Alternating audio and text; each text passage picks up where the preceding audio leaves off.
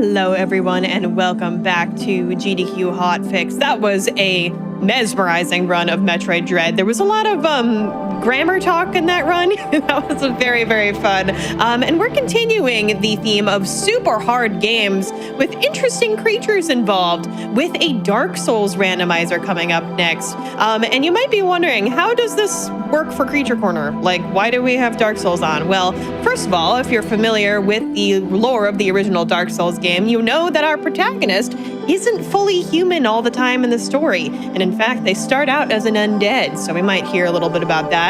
But also, the Souls games have some of the best creature designs in any game ever. So we know we're going to be seeing a lot of, as our runner might like to call them, weirdos throughout this run. Lots of interesting creepy crawlies. I can't wait to see them. And I can't wait to see which ones we get, because this is going to be a randomizer. This is Dark Souls Remastered, Race Mode Any % by Carl Germ. Let's hack and slash them.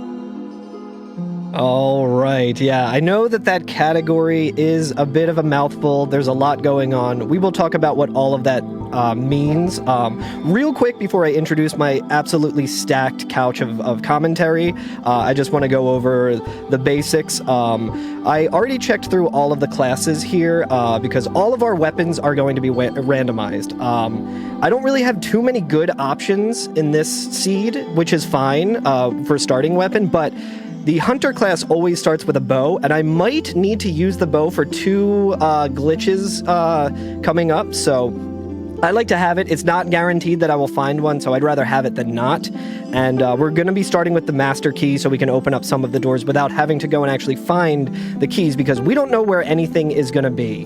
And with that, I think I'm about ready to get started with the run, and then I'll introduce my commentary. So we can go ahead and get started. Usually the run starts right as we are loading in, so 3, 2, 1, go. There's our first little weirdo, was that little rat running by there.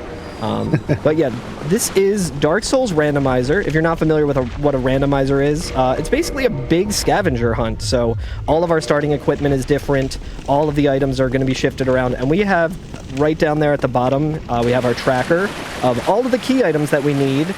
5 of which we need to beat the game. Some of those we also might need to get some of those 5 items that we need to beat the game.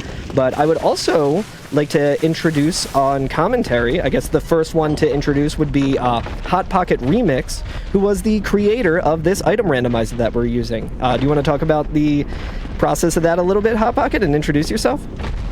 Sure, hi.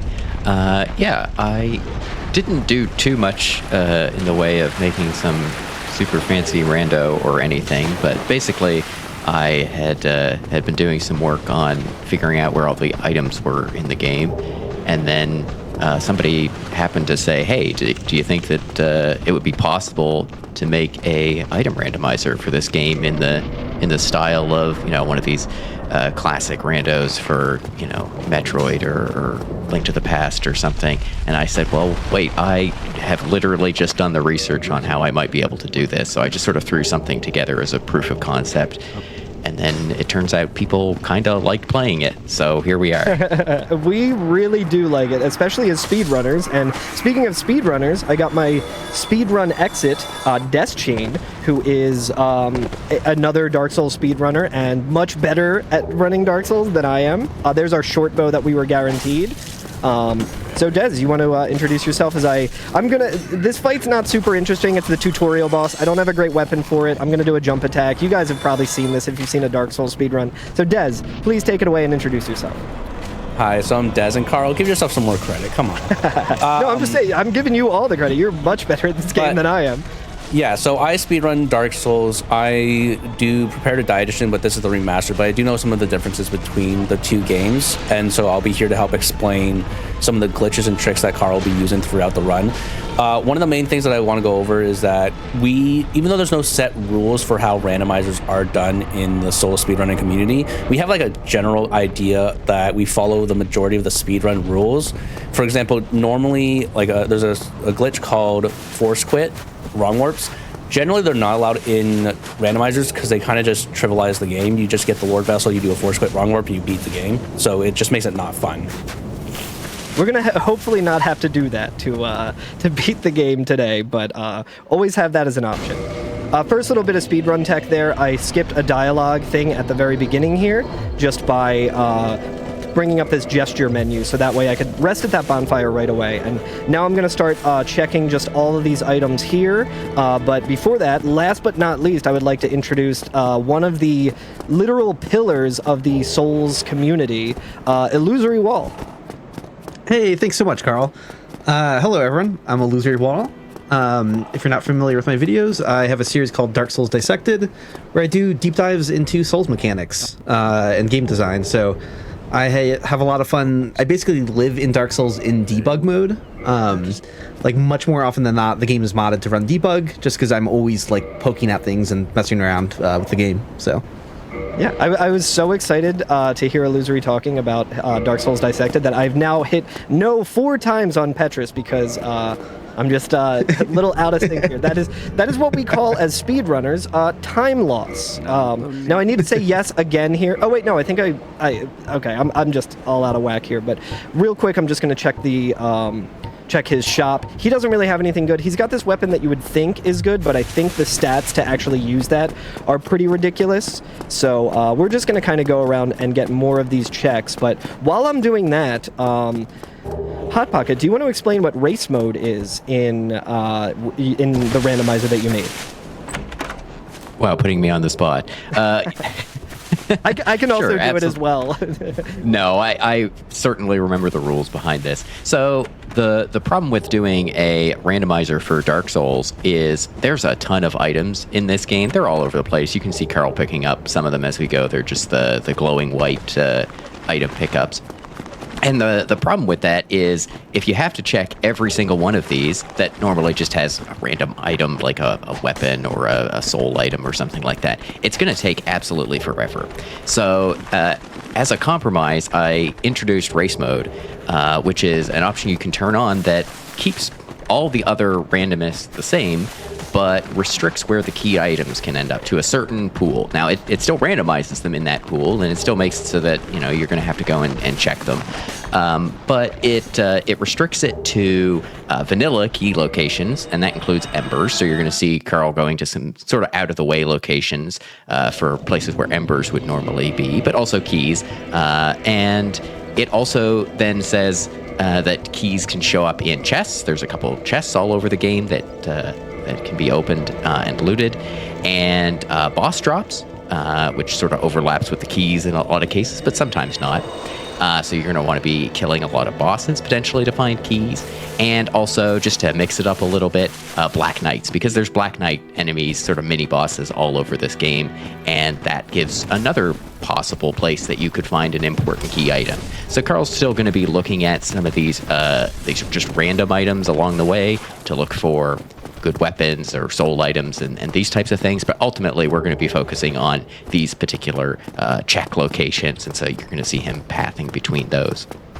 Okay, none of these guys jumped off of the bridge, and while Hot Pocket was doing that very, very good explanation of race mode and why that makes it more of a marathon-friendly way of doing Dark Souls Remastered, I did do my first glitch where you might notice that I now have...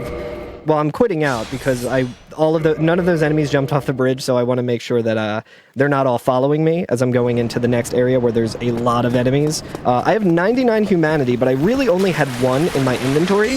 We will be explaining that in a little bit when I have a little bit more time. Also, at one point, I did get the most important item in Dark Souls history and in speedrun history and in randomizer history, which is the Witch Hat. I would like to give a shout out to Dark Souls legend Regal. I'm sure he will be very excited that I put this hat on. He loves to wear the witch hat. Everyone knows this about him. It's his favorite item. Okay, so I'm just kind of making my way through here. The interesting thing about speedrunning a randomizer is kind of trying to just route on the fly and try and figure out like what is worth going out of your way to get. There's a lot of items here that I've kind of run past, but I'm going to be coming up to a lot of checks here. I don't really have a good way of dealing damage at the moment. That was kind of the downside of starting with this class, so that I would get the bow. But I'm going to be doing a dupe here, which, Des, if you want to try and explain this while I'm doing it here. Yeah, so what Carl is doing, it has many different names. We call it either quantity usage, pocket framped. And it's called pocket framp because you would use framp normally to do this dupe in Prepare to Die edition. But by overlaying two menus on top of each other, you're able to use an item multiple times. It's not the best explanation, but the game has a value of 99 stored after every loading screen. So you have that stored whenever you need to, whenever you quit out, you can store 99. So by overlaying that menu using the brightness menu, he does what's also called a brightness dupe. And you're able to use white soul items or humanities 99 or up to 999 times, depending on if you have 999 of an item. And this allows you to get souls really, really quickly. And this is a remastered exclusive because in the original Prepare to Die edition, they don't have the ability to use white souls with the quantity usage that they have in the remaster. They added it as a quality of life improvement. Correct, yeah. So that quality of life improvement is what makes all of this possible. So in other words, I'm going to kind of explain a little more while I'm doing it. So what I'm going to do here is I have the soul of a hero. I'm going to drop one of those because I want to maximize the amount of times I can use it. I'm going to now go to that, and just for ease of use, you can also use your mouse to make it a little easier. I'm just a controller guy, so I prefer to use my controller. Moving it to the top of my menu. Then I'm going to come over here. Well, before I do that, our stored value right now is 1, so I'm actually going to go over to these arrows here, these heavy bolts that I just bought 999 of, and I am going to get ready to drop them. Now we have 999 as our stored quantity. I'm going to do this brightness dupe, and I'm going to be careful to make sure that I can use the item while on the default, so I hit down and right at the same time, and now it's letting me specify how much I want to use, and I can use 999 of them. And that gives me a whole lot of souls. So, if you were watching earlier, I also bought the Gold Tracer, which is arguably the best weapon in the game for DPS. It does a lot of bleed damage. It does a lot of... It's very fast. Obsidian Greatsword is also really good. Hot Pocket, I would like to thank you for all the wonderful items and weapons that I've been getting so far. But You're welcome. I also... As you know, every seed is tailored to exactly how I want it to go. Exactly. So we're going to be doing some leveling up here as well, just with all of those souls that I just got. There's kind of like a nice amount that you can get to of each stat before, you know, with like mid-maxing. We don't really need more than a lot of this, but typically what we'll try and do is get 40 of everything and then dump the rest into intelligence in case we get some spells like Dark Bead or something like that. So that's kind of what I'm doing right now, but I also got one Titanite shard. And what's really cool is when we get to Andre, I'm going to turn that one Titanite shard into as many Titanite Twinkling Titanite shards as I want. I should say Twinkling Titanite. I sort of buried the lead a little bit there, but we were able to get one of our Twinkling Titanites, which is great because that is what the Gold Tracer, which is a DLC weapon, uses to level up.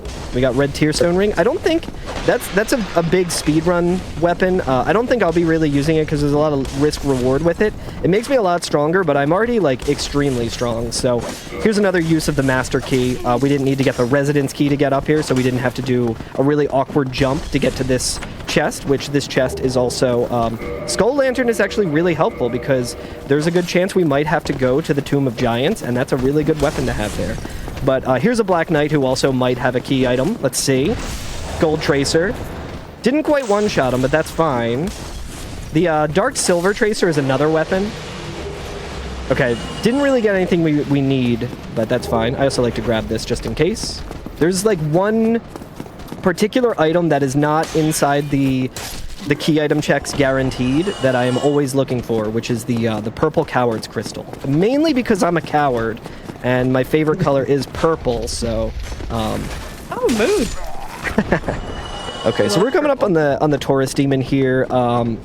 There is a strat to do a quick kill against him, where you can kind of just make him jump at you and fall off the bridge immediately. I'm not very good at doing it in Remastered. I, like Des, usually speedrun Prepare to Die edition, so we're just going to use this DLC weapon with all of the stats that we have to just fight him straight up. So I actually wasn't familiar with that being easier in Prepare to Die edition. Do we know more, Des, like what the deal is with that? Because I've had such a hard time getting the tourist even to jump off the bridge here in the remaster. So they were talking about it recently in the Souls Discord. I'm not sure if it's just because of a frame rate difference or what it is, but I know that the setups that we use for certain things in Prepare to Die edition don't work in Remastered, and I feel like it's either maybe they changed some AI when they made the remaster, or it is just because one's 30 FPS and one's 60 FPS. So I know that there's like Regal was talking about the same thing because he was having issues getting it for a video as well. Yeah, I guess exactly. I should also mention for that chat too, if you're ever wondering, like, getting that boss to fall off the bridge isn't really like an exploit. I mean, like doing it consistently quickly, I guess it would be, but throughout the game, they tend to wrap boss arenas with invisible walls that are only for enemies to prevent bosses from falling out of their arenas. But there's a couple spots in the game where they didn't do that quite intentionally. So they knew what they were doing there. They were okay with the boss falling off of the bridge, which is pretty great. Yeah, there's a lot of strats in the speedrun that are developer-intended quick kills, which is really cool. I'm just going to sit at this bonfire. I know I'm, like, extremely overpowered and leveled up, but I am really, really good at dying in this game, especially on a speedrun, especially during a marathon, so anytime I can kind of just rest somewhere, it's probably for the best. This guy's also kind of... I'm not, like, the best at parrying him. Even though that time I did parry him immediately. Nice. Yeah, nicely done. This is not a game where having all this health is really gonna save you if you're playing particularly poorly. So I don't think it's exactly. I don't think it's a bad problem. And as speedrunners, we do like to kind of play it fast and loose. It's interesting because the kind of current like meta for a lot of Dark Souls speedrunners and Dark Souls streamers with regard to randomizer is a really cursed challenge version of this, where it's item randomizer, it's enemy randomizer, it's permadeath. And I have learned so much just from doing that. Okay, we got the key to the depths. That's very interesting. That is a key item that we don't necessarily need because we can get through with some glitches. We can get into the depths. I'm not particularly good with the remastered setup for that one either, so I'm glad that I don't even have to do it. You'll still get to see like half of that glitch in a little bit, but... And I'll also point out that Carl is using a key items tracker along the bottom of the screen, so you can see that the depths key lit up there when he found it. So if you're ever a little bit curious about how close we are to potentially reaching the end of the game, you definitely want to pay attention to the left foremost items, because those are the things that we'll probably need to get into the final boss fight. So I wish that I could add a couple of key items to this tracker. This is a wonderful tracker. However, you might notice that when you're looking down there, you don't see the witch hat.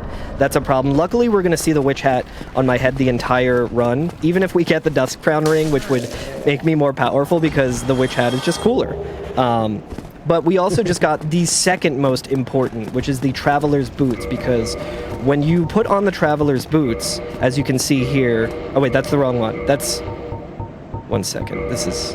Okay, Traveler's Boots. So we put on one of the diapers and then switch it out for the other diaper. So it's very powerful. Yeah, the most important weapons.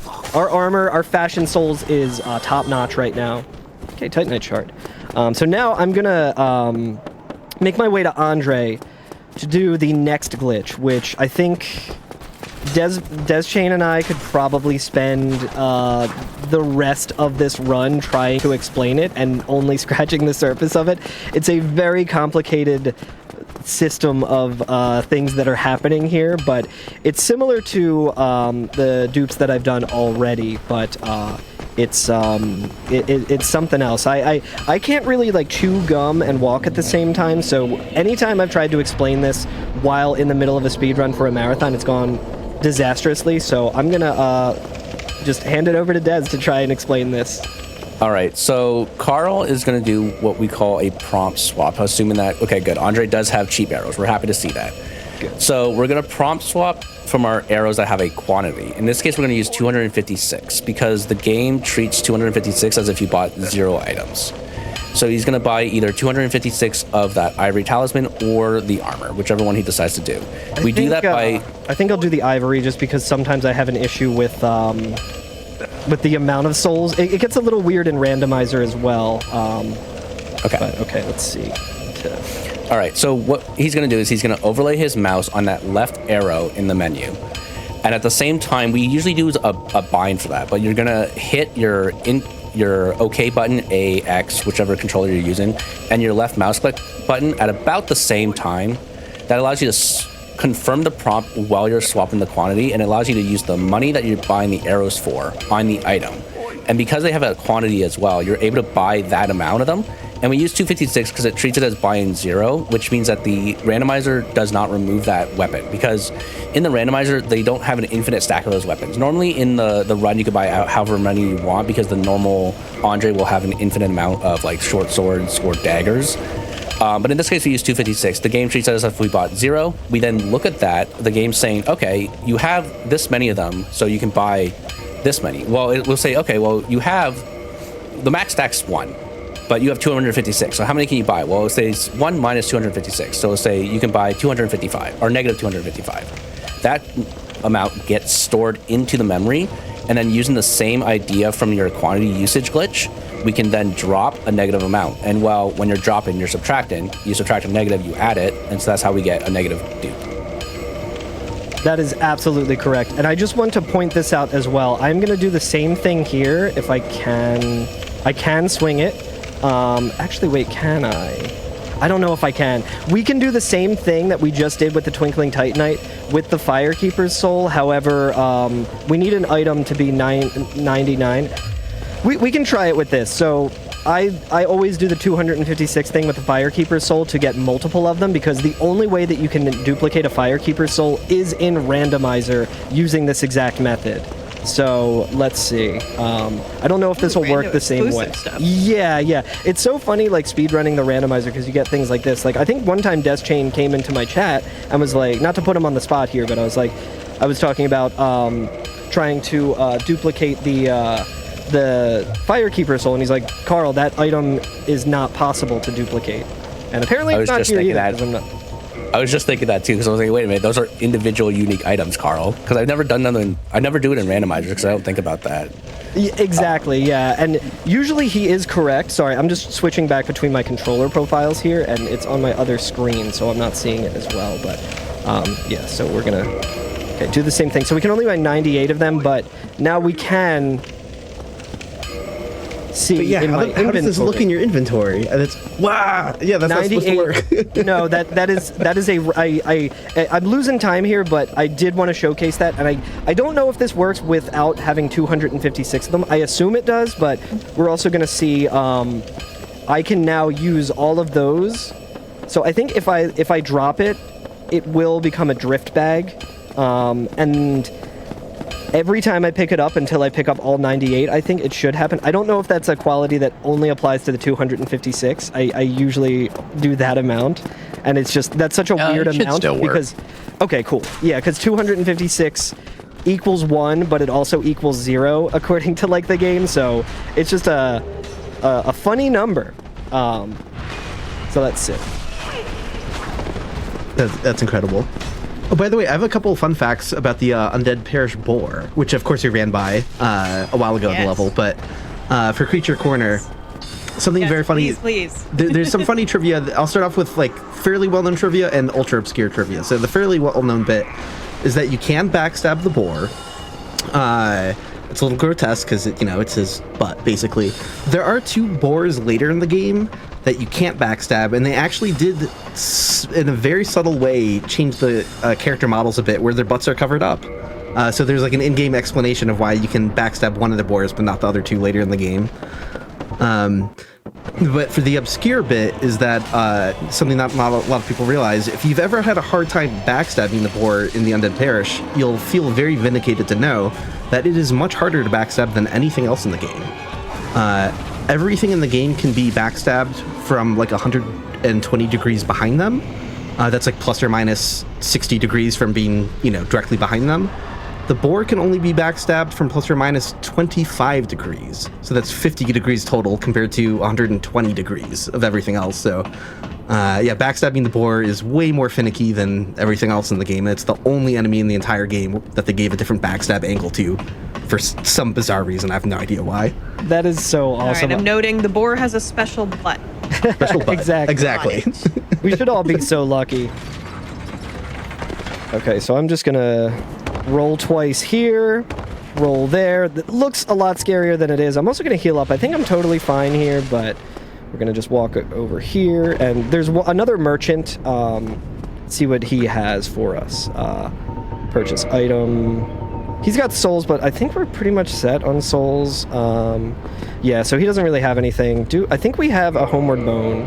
However, we only have one of them, so what I'm gonna do, a lot of times I like to wait and see if he's selling one, but we don't have that many souls left. We have 99 humanity, which the reason I did that initially was to get the defense from it, because I think the defense scales up to 99. Like, you get slightly more defense the more you do that. But we're gonna do the same thing that we did with this now glitched item in the inventory, this ivory talisman.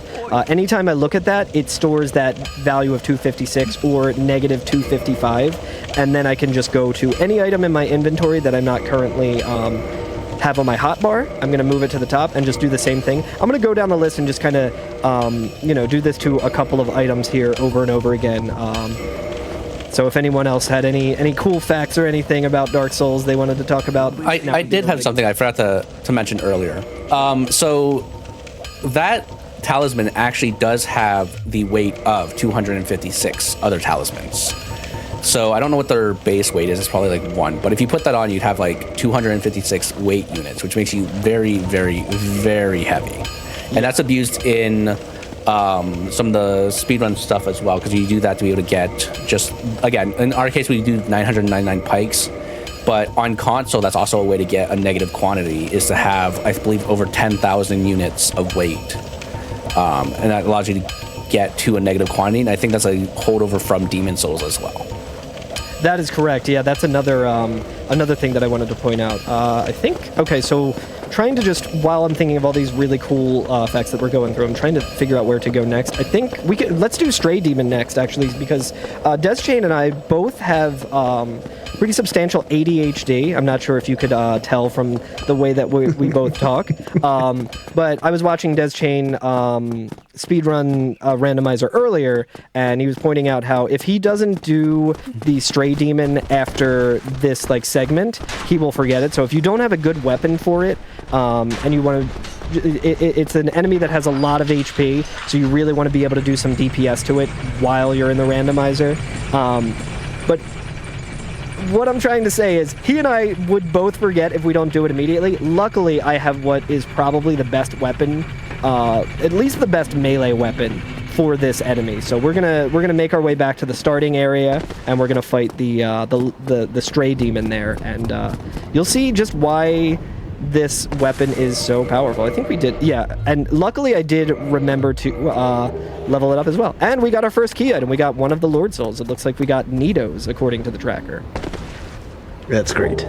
So I'm going to rest at the Firelink Bonfire as well. The main key item that we're actually looking for, since we already got the Witch Hat and we already got the Traveling Boots, is the Lord Vessel, which will allow us to warp. That's the big one that we want to do. So I'm just resting at Firelink to make that the bonfire that I warp back to, as well as refreshing my Estus back up to 10, because Firelink Shrine is one of the bonfires in the game that starts fully kindled until you get the Rite of Kindling, where you can kindle it further. I'm also going in the wrong direction here because I'm yapping too much. But Desjane mentioned Demon Souls. It's a holdover from Demon Souls with the over-encumberment, which is an interesting thing that I would like Illusory Wall to talk about a little more, because I think he might have a lot of information on that. Yeah, so Demon Souls had a system for you could get not over-encumbered equipment-wise, but you could just max out carrying weight of items. So you could be in Latria and you're trying to pick up a complete new armor set. It weighs a ton, so they all get auto dropped to the floor, and you're like, crap. You have to like decide on like what items on the spot to like abandon, because like since you've picked up the item and they turned into like auto dropped items, they're gone. If you don't have a way to like get them in your inventory, like then and there, like you can't come back to that area later and try getting the armor a second time. So it's very nasty, and that is sort of left over behind the scenes in Dark Souls 1, where the values are just like tiny or whatever. So I actually don't know much about how it's implemented as like a behind the scenes. I'm pretty sure they Dark Souls just 1. changed the max carrying capacity to 10,000 units. Yeah, So- that is Yeah. that is what I was gonna say as well. But I wish I could carry that much. yeah, and in most instances you cannot get that even if you try. So you can see here I'm doing a lot of damage because we are. This weapon has a lot of bleed, and for some reason it also has a lot more bleed for this specific enemy type. So every 2 hits I'm getting a big bleed damage. You might not be able to tell that the demon there is bleeding. We're also going to see if he drops anything good for us here. Fire Tempest, okay, not really. And that's an item that I already have 99 of, so it just drops it as that little item bag there. I'm going to heal up because there's another Black Knight that we need to kill to have a key item check. But yeah, Now, it is... Oh, go ahead. Observant viewers will notice that there's 2 Black Knights in the Asylum return, and you're not going to kill both of them, and that's because for reasons they share the same drop pool, and so the randomizer can't change exactly how the drop pools work, even though it looks like it's doing that. So only one of them you actually have to kill to get the key item, which is very interesting. That's cool. Peek behind the curtain. That makes sense. Yeah, it's really funny. Even more observant viewers will notice that I found like 3 parries there, but luckily, we don't even have our defense from the humanity. So let's go ahead and do that really quick.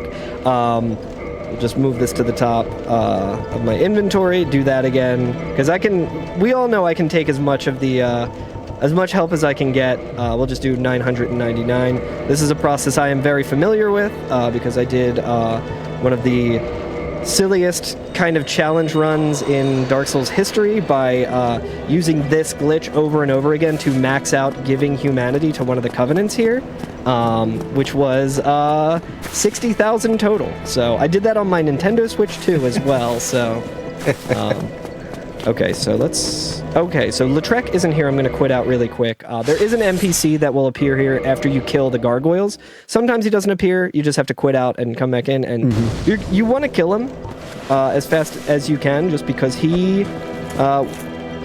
usually drops a really good ring in vanilla. We'll also just do the check here while we're here. I quit out way too early, so he's still going to be there. He's probably still alive. Yeah, he's absolutely still alive because he didn't actually fall. But mainly why we want to get rid of him is because he will kill this Firekeeper, who I also want to test something with here.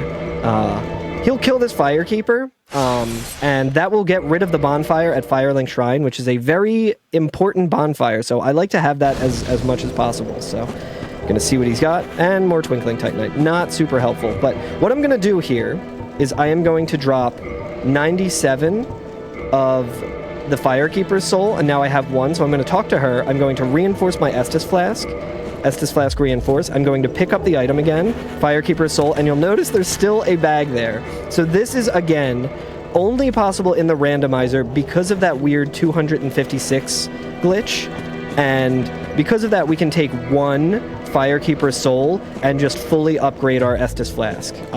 Again, this is impossible. This is impossible to do in vanilla because they're all items that you have to pick up. There's never a merchant who is selling one of these. So it's really interesting that this seed actually had this set up as well, because it's not guaranteed, because there could be a merchant who is selling a Firekeeper's soul, and okay, we're at 6, I think. Does anyone know how many Estus you can get? 6, 7? +7, I believe. +7, I believe. Okay. Yeah. Okay. I'm gonna pretend that was an actual question and not me just trying to do a stale meat. I was gonna say. I was Carl. wondering about that. Let's see what Chad I'm thinks. sure that's the only time I'll get to do that this run. Don't worry. We got caught. I was gonna say something else kind of funky with item inventory limits. There's also another limit on your inventory, and I don't know if anyone in the community has ever like figured out the exact number on this, but there is also a limit to how much stuff you can have in your inventory, not related to weight, but just like sheer number of different things in your inventory. I've never made an attempt to like count what that exact number is, but like if you tried to actually get every single infusion of every weapon and like everything you possibly could in the game, it eventually reach a point where you could no longer collect new stuff, and it wouldn't even auto drop items you can't pick up. It would just erase them from existence instantly. So I don't know. I feel like that would just never ever happen to anyone playing the game normally. But if you're using debug to be like, hey, add all straight swords to my inventory, add all like great swords, add all wands, whatever, like you're really getting like everything at every upgrade level and every infusion or whatever, and quickly you're gonna just stop getting stuff, and you wouldn't even be able to pick up anything in the game anymore, which is pretty funny. Yeah. So I actually know about this. Yes, let's go. Because I didn't even realize that you could do it through debug. Specifically, and here's an instance where you can't do this in the vanilla game. You have to do this in a modded game. The game has a key items page and a key items class for all the stuff that you pick up, embers and keys and that sort of thing in general. And that's fine, it all works. You can pick up every key item in the game, it'll work. I was making a mod where I added some new key items, and it turns out that is very close to the limit on the maximum number of key items that you can have.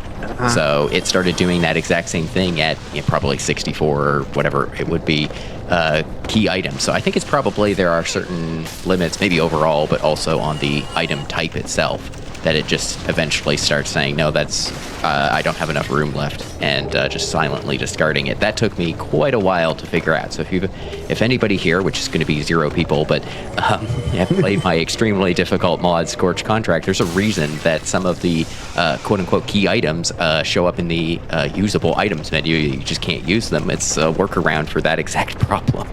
That's fascinating. Okay, that's cool, because that's the first time I've heard that. I didn't know that applied to like different numbers for different, like that could happen sooner with key items.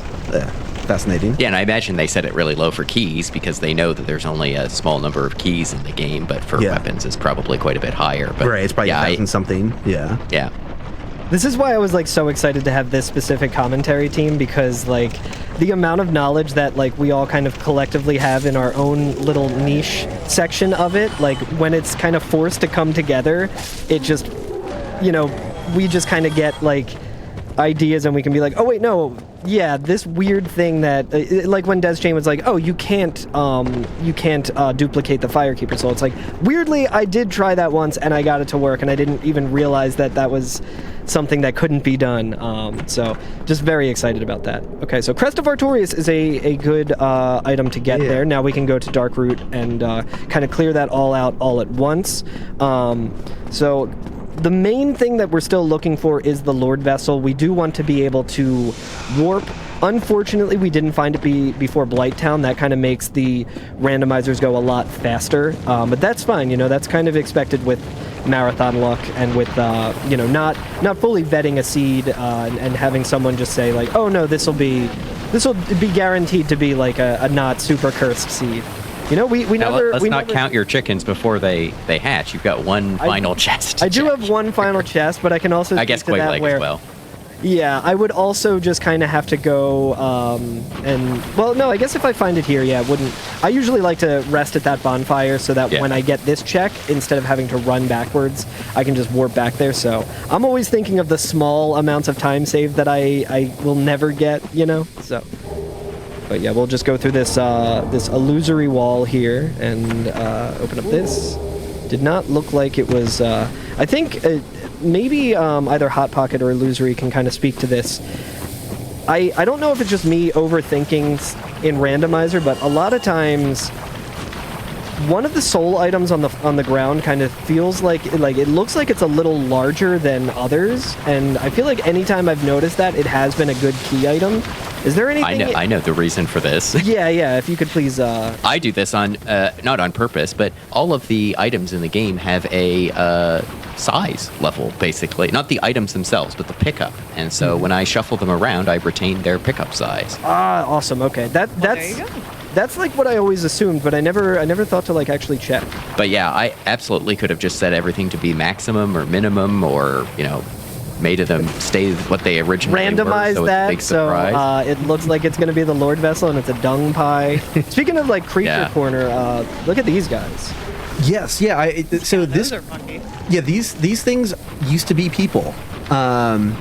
It's very unsettling. If you look at their hands, you can see that their hands are kind of human hand like. But yeah, they have this weird. They shoot fire out of what would have formerly been their chest. They have like this large dangly appendage above it, which is what used to be the human head. So it's kind of like the human head lifts up, and there's like a hole in its chest, and that's what it spits the fire out of. There's a mechanic in the game for when you kill enough of a certain enemy in an area before the boss is defeated, you can get a point of humanity, which we won't see because Carl has that maxed out at 99.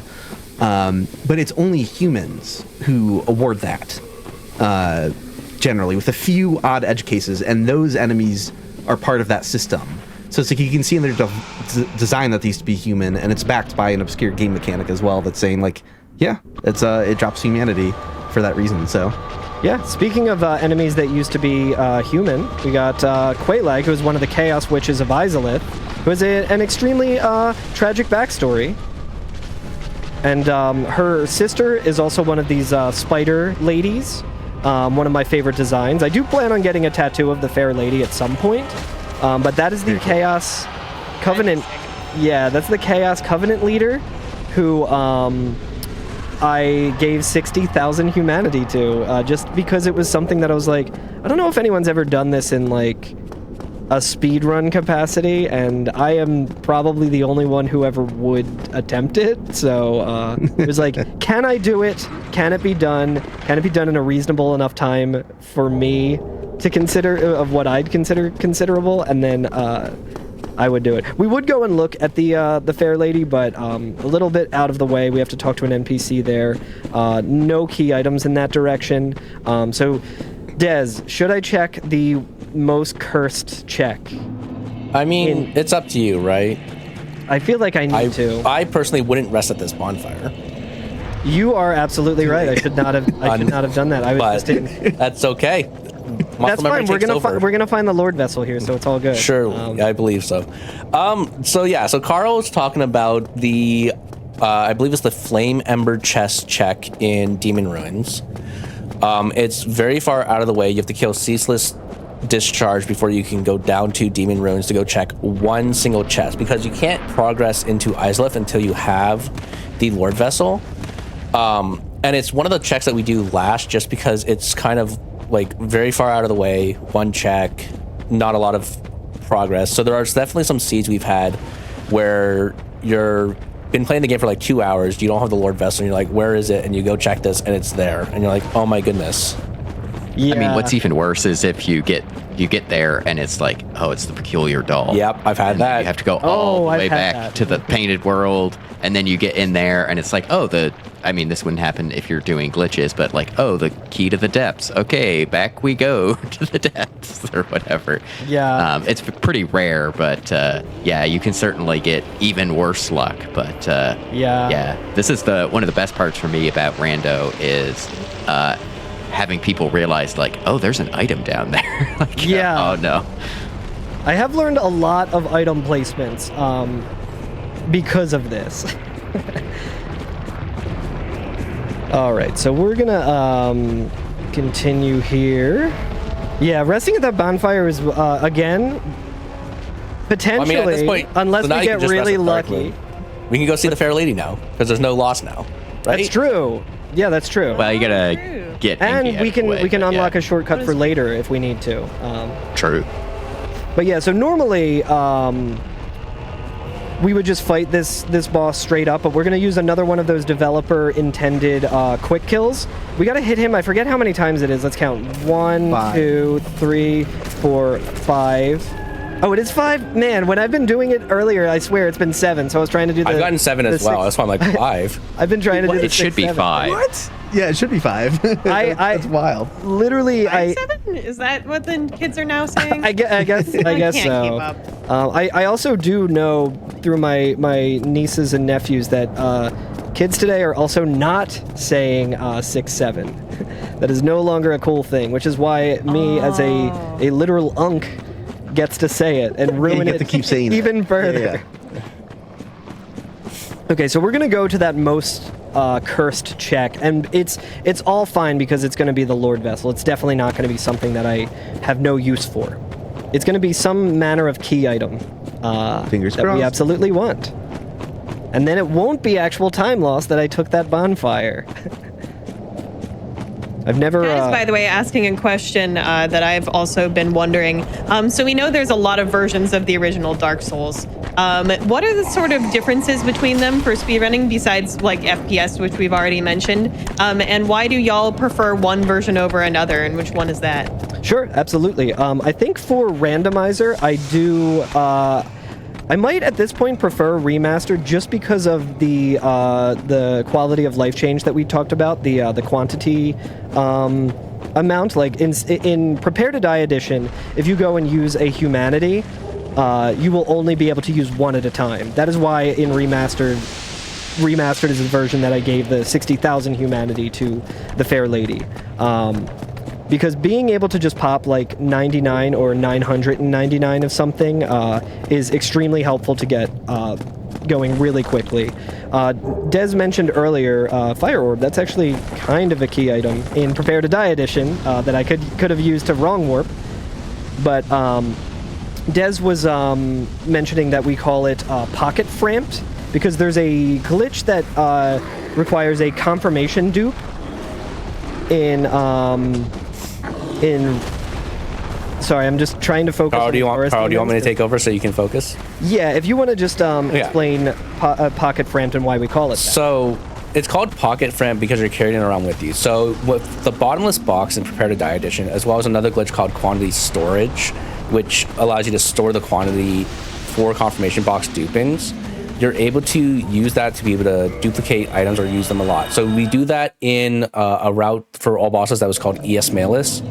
And you're able to sell 999 Quail Egg souls to Framped and get the souls for it, and then sell 98 of them, and then do that repeatedly.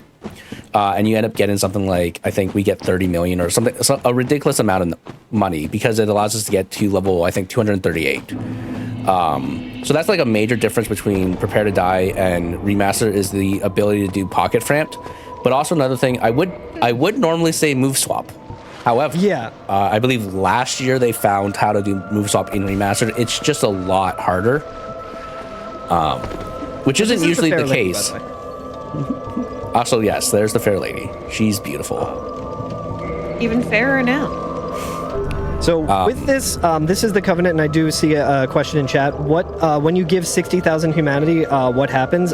Literally nothing. The max that you can give her that matters is 30. And then if you give her 30, you max out your Covenant level and you unlock a shortcut. Doing anything beyond that, you just get on a in-game leaderboard. So if you go to the Nintendo Switch 2 and look at the servants roster here, you will see my name at the top of it. But let's see what he has. He literally only has the servants roster, so yes.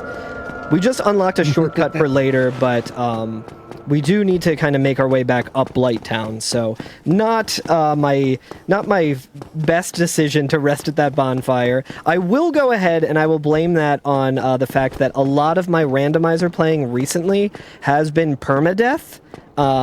So anytime I have like any chance to get some Estus back, even if it means time loss, my brain is just defaulting to that. So, but yeah, one thing that I did want to kind of talk about a little bit, since we were talking about Demon Souls earlier and this weird like vestigial aspect of it where there was this over-encumberment mechanic within Demon Souls where it was really annoying. It was like kind of like if you've played like Elder Scrolls Oblivion, very similar to that, where if you're carrying too many items, you can't fast travel or you can't like walk around.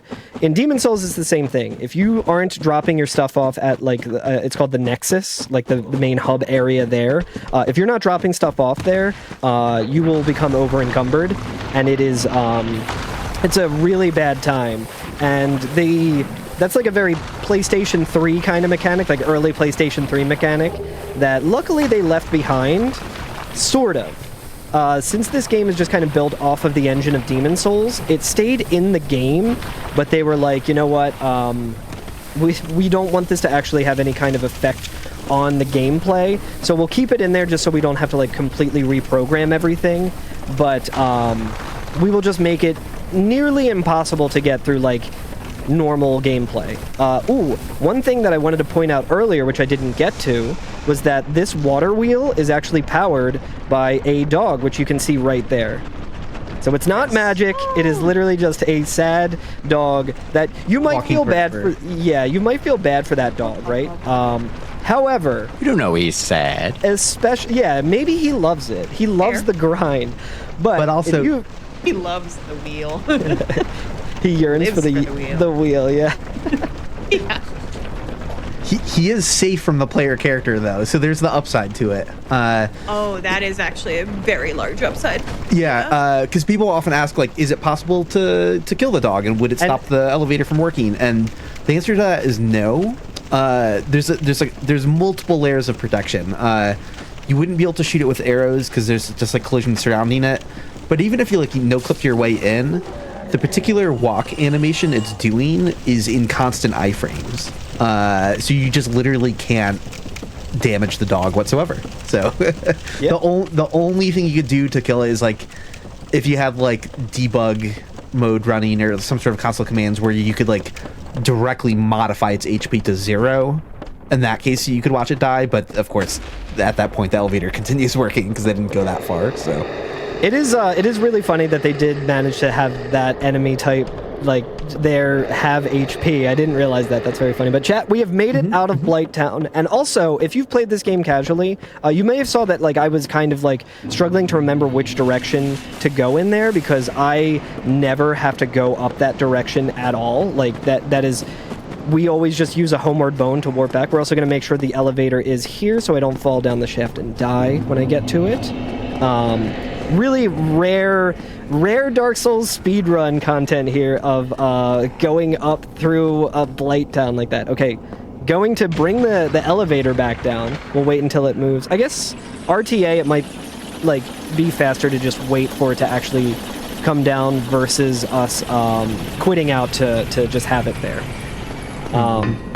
But what I wanted to say is for casual play, a really helpful thing with Blight Town specifically, which is kind of a notorious area for casual players where you'll just regularly spend a lot of time there and suffer there.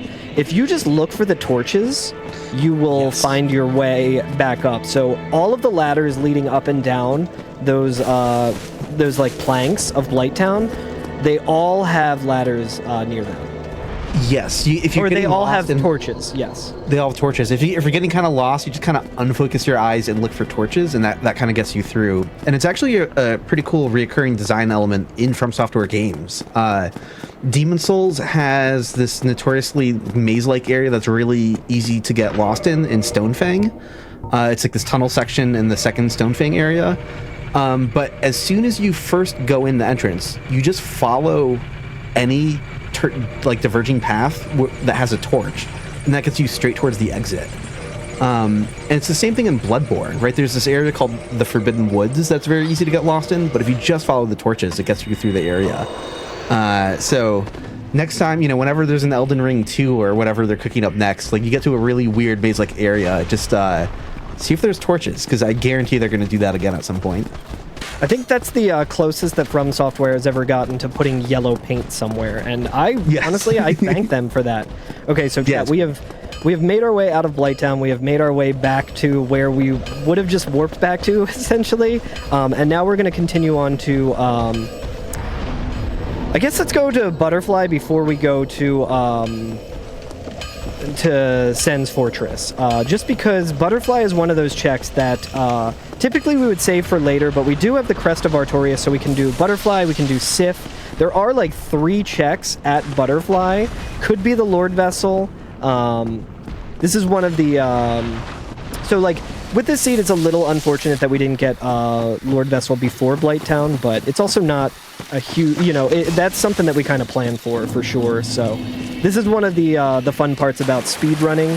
Randomizer is trying to, you know, optimize your pathing, try and figure out, like, okay, does it make sense for me to go down this path where I know that there are 3 checks that it could be the Lord Vessel, or should I just, you know, continue on to Anorlando, and should I continue on to Sen's Fortress because there is a significant amount of checks in there. So it's sort of like a risk-reward situation, and a lot of times, like if I were to be doing a community race against, you know, speedrunners who are much faster at speedrunning the game than I am, much better at the pathing. I'm also not going to rest here because we learned our lesson earlier. And if you're familiar with the game and you heard my explanation of where race mode keys are, you might be thinking that Butterfly doesn't sound like that attractive of an option for getting key items and stuff, but it's actually deceptively good because Butterfly itself is a boss, and so it can drop a key. But then the item at the top of the tower that follows it, well, there's an ember there, so that counts as a key. And then there's also a actual key there, so that also counts as a key. So you can get 3 key item checks done in pretty quick succession here just by killing Butterfly, which is pretty good. Yeah, we're gonna get the Lord Vessel. I'm calling it. That would be great, because also I probably should have I learned my lesson. I was a little gun shy about actually using the bonfire there, but it would have made sense for me to use the bonfire there, because now we got to run through all of those enemies. We're just gonna... And we've got a great creature here. Oh yeah, this is such a cool boss. Usually this is a boss that you would only see in all bosses run, but we're gonna try and... I guess, I don't even know if I need... I can probably... I'm used to just kind of free aiming against this enemy. Usually I have fire bombs, but we want to just deal a little bit of damage to it to make it land faster, because most of our damage that we're having now, because we haven't attuned any of our magic, is melee. So, the way that this boss typically works is when you deal some damage to it, it will land and kind of start regenerating it, I believe. I think that's why it lands. Any of those spots on the bridge that has a bit of glowing above the moss is like a spot it can land at. And I think it can... Well, I don't know if it can land on these furthest ones out, but either way, yeah, it's like landing to feed on moss to like heal itself, which is pretty cute. There's also, if you toggle at like a specific time, it just flies away. I've seen videos where you've accidentally broken the enemy's AI and he never lands. He never lands. It just flies. It just flies past the arena, and like you just get like stuck and have to like quit and reload or whatever. Yeah. So. Alrighty, so we did not get the Lord Vessel there. That's fine. I feel like that's going to be the theme of this run, but it's going to be extremely hype when we do get the Lord Vessel. Yes. I jinx it. It will happen eventually. No, I think if there's only one person here who we can blame for it, and it's definitely not me for making obvious mistakes. Hot pocket. Even when Des Chain was like, "Hey, don't rest there." I'm like, what do you know, Des Chain? You can always bring Hot Pocket. Yeah, it's like, Des Chain, you didn't even know that we could do Firekeeper Souls. Why should I trust your judgment about this very obvious mistake that I'm making? Don't rest the fire. Now, there's another scenario where I don't mind being blamed, because it really is my fault, and that's when an item ends up being randomized in its original spot. Oh, So yeah. it's the vanilla location. I don't think I've ever seen that earlier today while Des was doing a run. Oh my god. I had my seed earlier today. One of the key items is the orange charred ring. For people who aren't familiar with Dark Souls, it allows you to walk on lava. This is usually gotten from the centipede demon boss. So of course, right before some lava, basically. Yeah, and so of course, the furthest you can get before you checks. have to touch lava. Yep, and of course I'm doing all my checks, looking for this, and then I'm like, oh, there's only one possible area for this item to be, because I've done all the checks before it. And lo and behold, the centipede demon had the orange charred ring. And I'm like, that's great. Okay. We're also going to ignore the fact that I was thinking again about how I didn't rest at that bonfire that I wanted to rest at, and how that was an issue because I need to go in the opposite direction. And another routing thing that I should have done was come here as soon as I got the Crest of Artorias so that we could get an additional merchant who is at the bottom of Blighttown, but first you have to activate him by coming this direction. I think we're also going to lose the Chaos Covenant by joining the Forest Keepers. The shortcut stays open regardless. Oh, really? I know. Nice. Yes. I mean, when you rejoin, when you leave You a would covenant still have and enough if you rejoin, rejoined. yeah, I would still have 45, I think, at least. Maybe Yes. closer to 50 because 99. So it just halves your the amount of resources that you gave. Yeah, anytime you leave and rejoin a covenant, whatever resources you gave are halved, and it rounds down. So, yeah, you would have half of 99, basically. Yeah. Okay, I wasn't going to go for the little optimization we had there called Ruin Skip. It's pretty easy to do, but it's also pretty easy to go too far left on that railing and fall off immediately, and just you fall so quickly that you do not have time to avoid the death plane, and you just die. Okay, so there's another check over here where these big mushroom guys who do like to punch us. I will heal up as much as possible. Probably also put on a little bit of armor, but... How much could one punch hurt? Yeah, it's probably fine. But armor would ruin our look. Yeah, exactly. That is the most important thing. Yeah, at this vitality... Yeah, these are one of my favorites.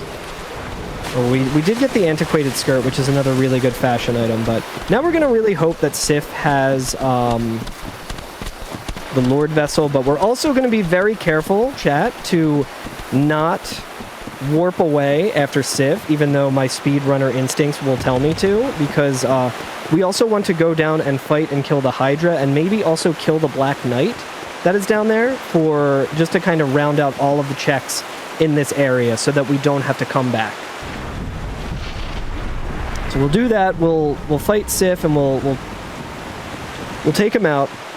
And then we'll make our way towards the Black Knight. But while we're doing all of that, we've talked a little bit about Demon Souls, and I think Illusory, is that was your start in the Souls series, right?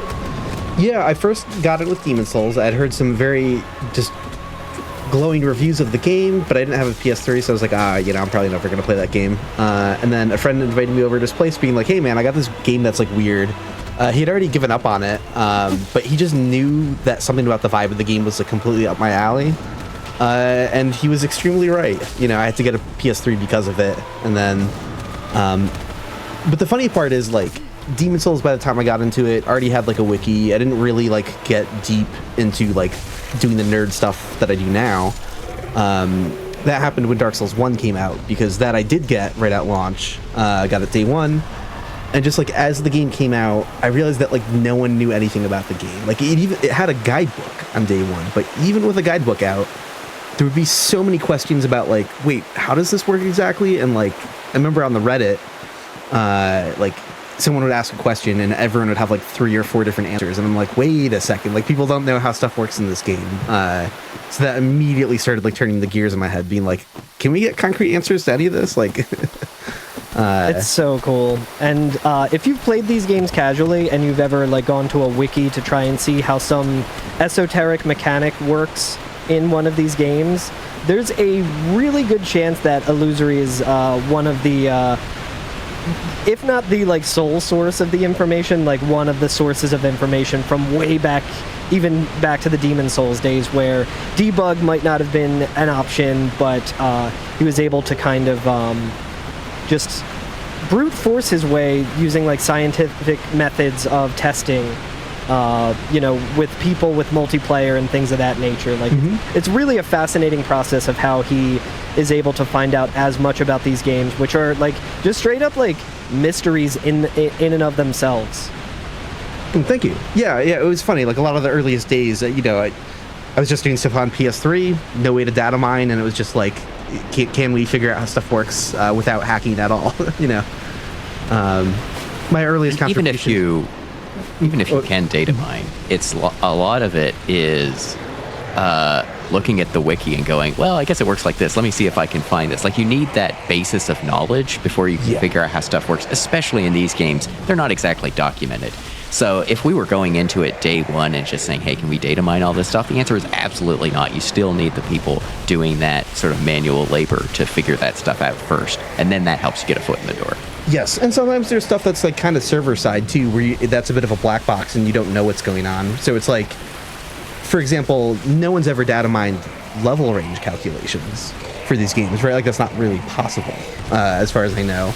And it's funny because there is stuff in the data relating to level ranges, but even then, it wouldn't provide the full picture. You would have to just kind of test it manually. Those were some of my biggest earliest testing projects, was getting exact level range calculations. So if you've ever used level range calculators for the Souls games, that's usually based on my testing. It is so cool to have such a really amazing range of people on commentary tonight. I do just want to give another shout out to y'all and make sure chat knows how cool this group of people we have here are. Y'all have, together made the Souls community that much more special and accessible for folks. So super, super cool to have all of you. Thank you. Thank you so much. Yeah, thank you so much. I was very stoked to be able to get everyone on board for this, because randomizer's so fun because you are constantly learning stuff about the game, even if it's a small thing like, oh, okay, well, this weapon doesn't do great damage against this enemy type or something. Could be something small like that, or it could be something that we never really thought of as a community. So we're unlocking another merchant here. This is also a way of getting into the DLC later, if we need to. Again, the pathing's a little scuffed, but what we'll do is we'll see what she has as a shop. I don't think there's no key items or anything. I don't know if she could have the purple coward crystal, which would be really good. Absolutely, I think she can. Okay, nice. I mean, see why not? If she, I think she just has normal items, so she can definitely have the PCC. Nice, great. So if she did have that, my first instinct, which we know I can't trust on this in this run, would be to go and showcase how to get into the DLC without the main item that you need to get into the DLC. But that would also be a really good way to literally soft lock the game. So you might be thinking about some of the glitches that we're using and how it makes it faster. There is also situations where, despite the fact that Hot Pocket has the logic perfect, so that if you're following through the game as intended, it's impossible to be soft locked. We can still absolutely get soft locked just by glitching into areas that we shouldn't be. Okay, so she didn't have anything good. She had the Dark Hand, which is a good early game weapon. It's kind of like a rare drop from an enemy type that's difficult to fight. It kind of falls off pretty quickly. I guess we could also fight. Does Havel have a key item? Is he a key item guy? Nope. Okay, yeah. He's just a dude. He will probably still one-shot me somehow. But he could have going back to your point about Rando forcing you to do potentially, new stuff. So this wasn't even in a speed run, but I was just watching somebody play sort of casually, so they weren't using any glitches or anything like that. And they ended up kind of messing around in Firelink, and then they went to the Berg and all these places, and they couldn't find a weapon. Just nothing showed up. They just, I think they had their starting weapon or something, and it wasn't very good. It was, a guardian tail or something like that. And so they ended up bashing Pinwheel to death with a shield. So that's how they got through it. And, Pinwheel, normally an easy boss, not if you're hitting him with a spider shield. So that was quite the experience, I guess. And you can end up all sorts of scenarios in this. Alrighty, so now we can continue on to Sen's Fortress, but I'm thinking, should we take a break here, Satan, just for the stretch race? This is a good time. Yeah, okay, yeah. Perfect. Absolutely. So chat, we're going to take just a few minutes to have a little break here. And while we're doing that, right before we kick on over,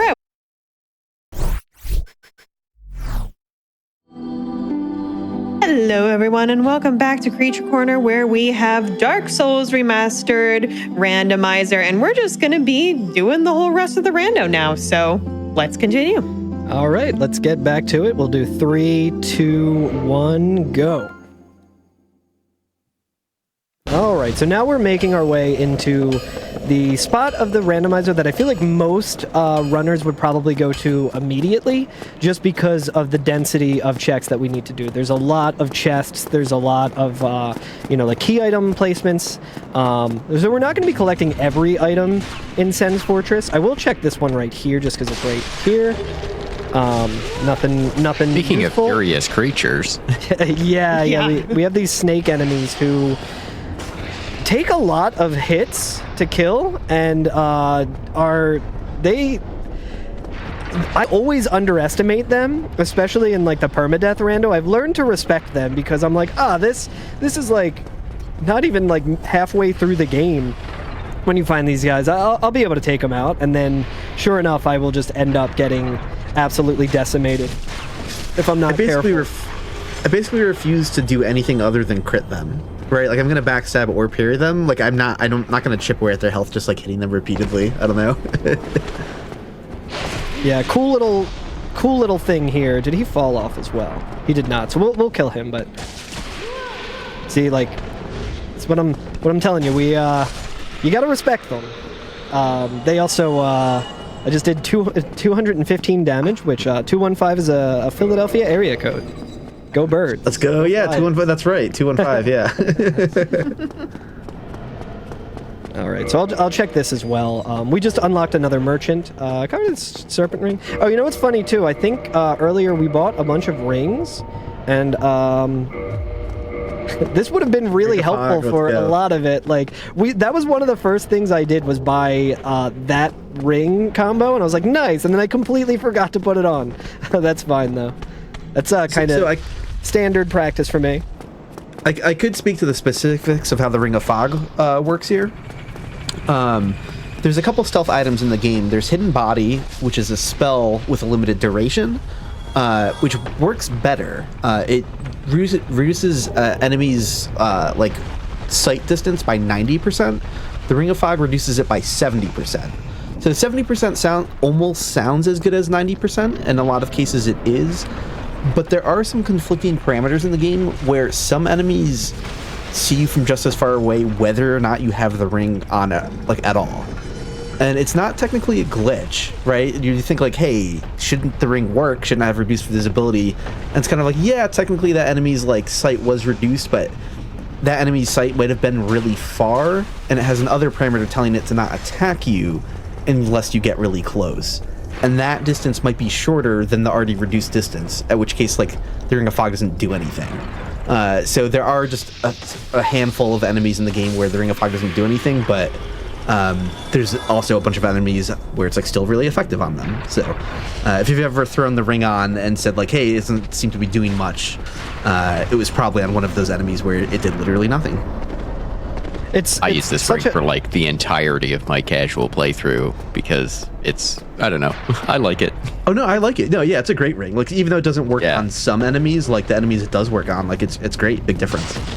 It's such a cool, just a cool small detail about this game that again, like you would never know. Like I don't think this is explained in the guidebook. Like it's only because of folks data mining or Illusory kind of going through and testing everything. And if you haven't seen Illusory Wall's video about I think how many parts of it are out so far about this specific topic, I highly recommend everyone watch that. Yes, thank you so much. Yeah, I just started a video series called How Enemies Detect You in Dark Souls. So I'm making 3 episodes dedicated to each of their senses. So the first episode was about how enemies can hear you in Dark Souls. The second episode is going to be how enemies can smell you. Yes, that is actually a thing. Some enemies in this game can smell you. That video, I don't have an exact ETA, but it's only like a week away or something in that ballpark. So that's coming real soon. And then the third episode will be on site, how enemies see you. So it's going to be on site, much like me with some of the enemies in this game. Yes.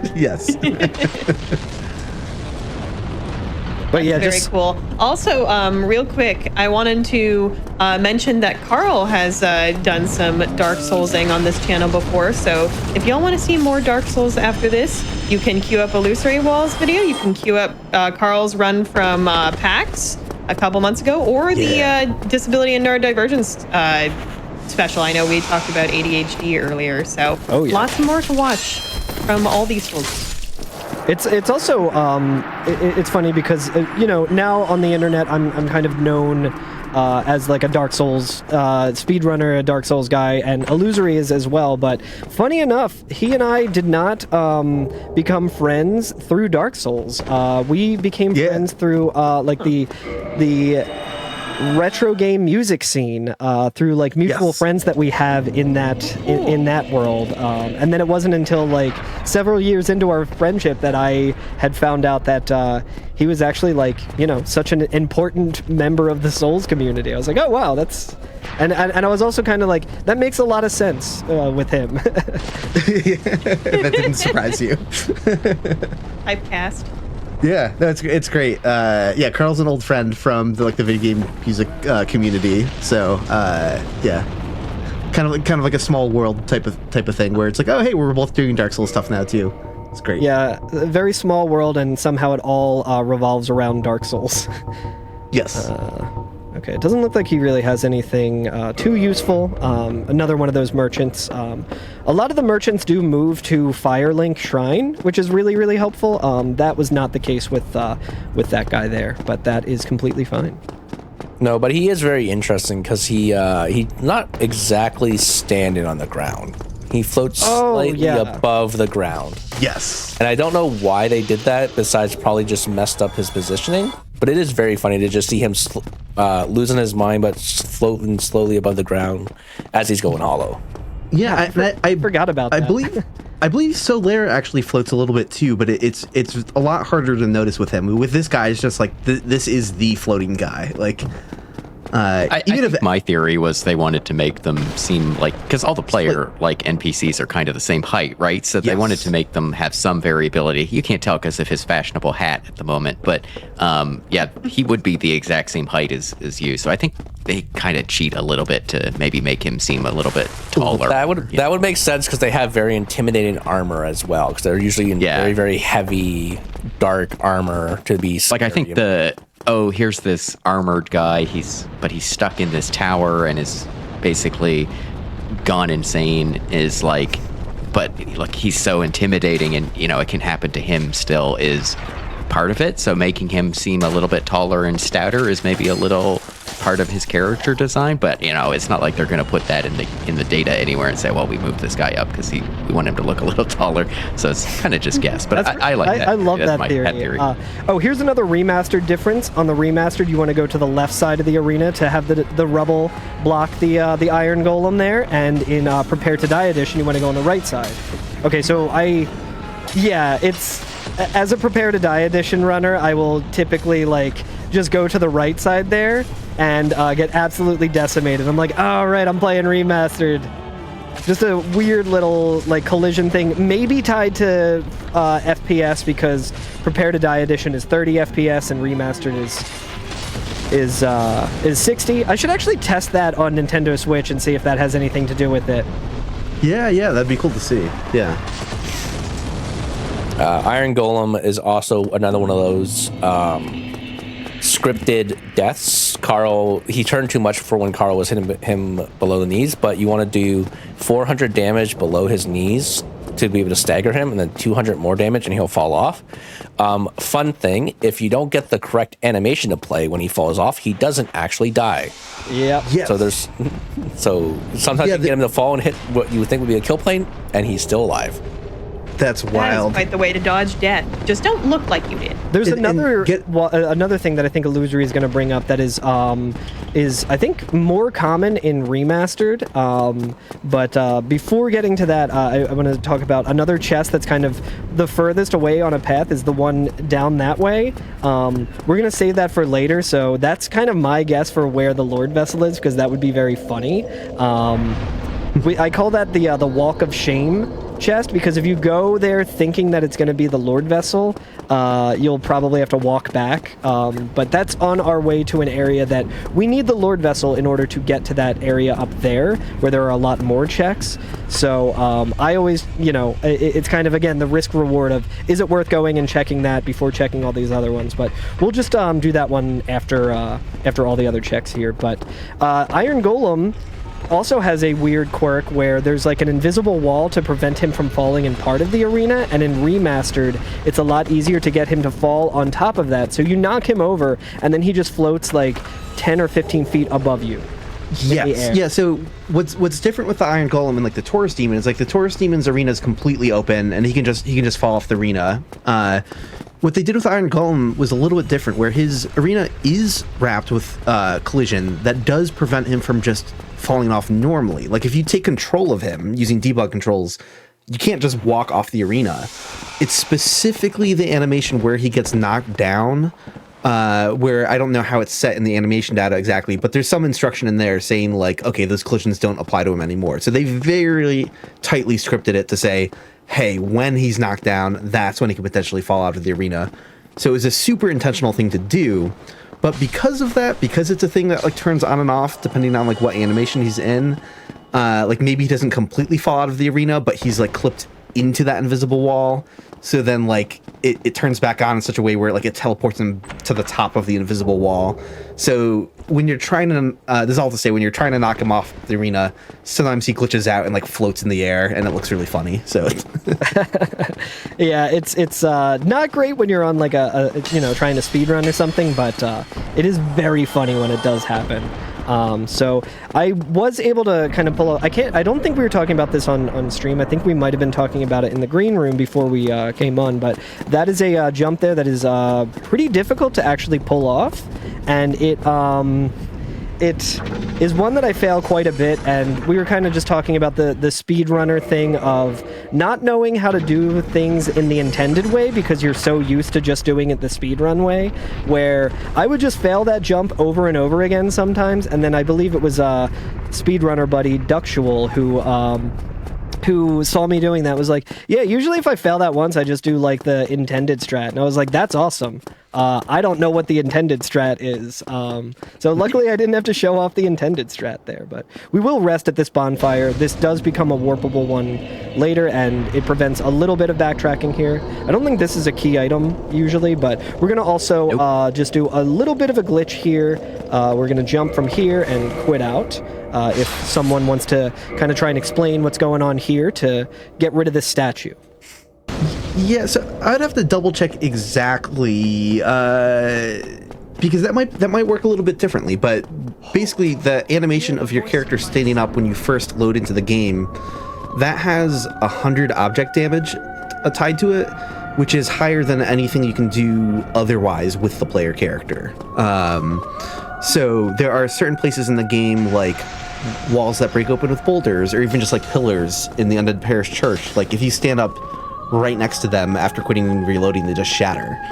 I don't know though if the entrance to Gwendolyn's like arena here has something more special event-wise going on with it though, or if it's just normal object damage. I probably should know that since I made a whole video on like object damage, but yeah, I don't actually know what's going on there exactly. If it's just the same thing. I'm not sure about that. I think we got a bleed proc there as well, which was really good. That was a 2-cycle. I think it would have probably had to have been a 2-cycle, but the first one, it was slightly misplayed by me, slightly bad luck with the RNG cycle of that boss, but that's one that we can freeze the AI with by doing a bunch of toggling. Not really a strat that I do ever, just because it's a little like specific, I'll say. It's not necessarily precise, but it's specific. Normally, I think one of these chests is just empty always, but not in the randomizer. Yeah, it's that one. And fun fact, that empty chest is actually handled very oddly internally. It's not empty. It's not like, just finding any of the other empty chests, because it's closed. And so the way they accomplished that is by putting a nothing item inside it. And so the randomizer respects that. And so there's a nothing item floating around. So one of the corpses or chests or boss drops or whatever is a nothing in every single randomizer seed. Sometimes it gets combined with another item, and so you don't actually notice it because it's still going to drop something. But yeah, if you pay attention to it, it's out there somewhere. Wait, hold up. Okay, so I had no idea about this. Does that mean there can be a corpse that like shows a shiny on it, and then you just pick it up and nothing happens? It just doesn't render any item pickup. You just come across it, and it would look like somebody's already picked it up. Gotcha. Okay, that's super cool. That's extremely cool. I had no idea about that.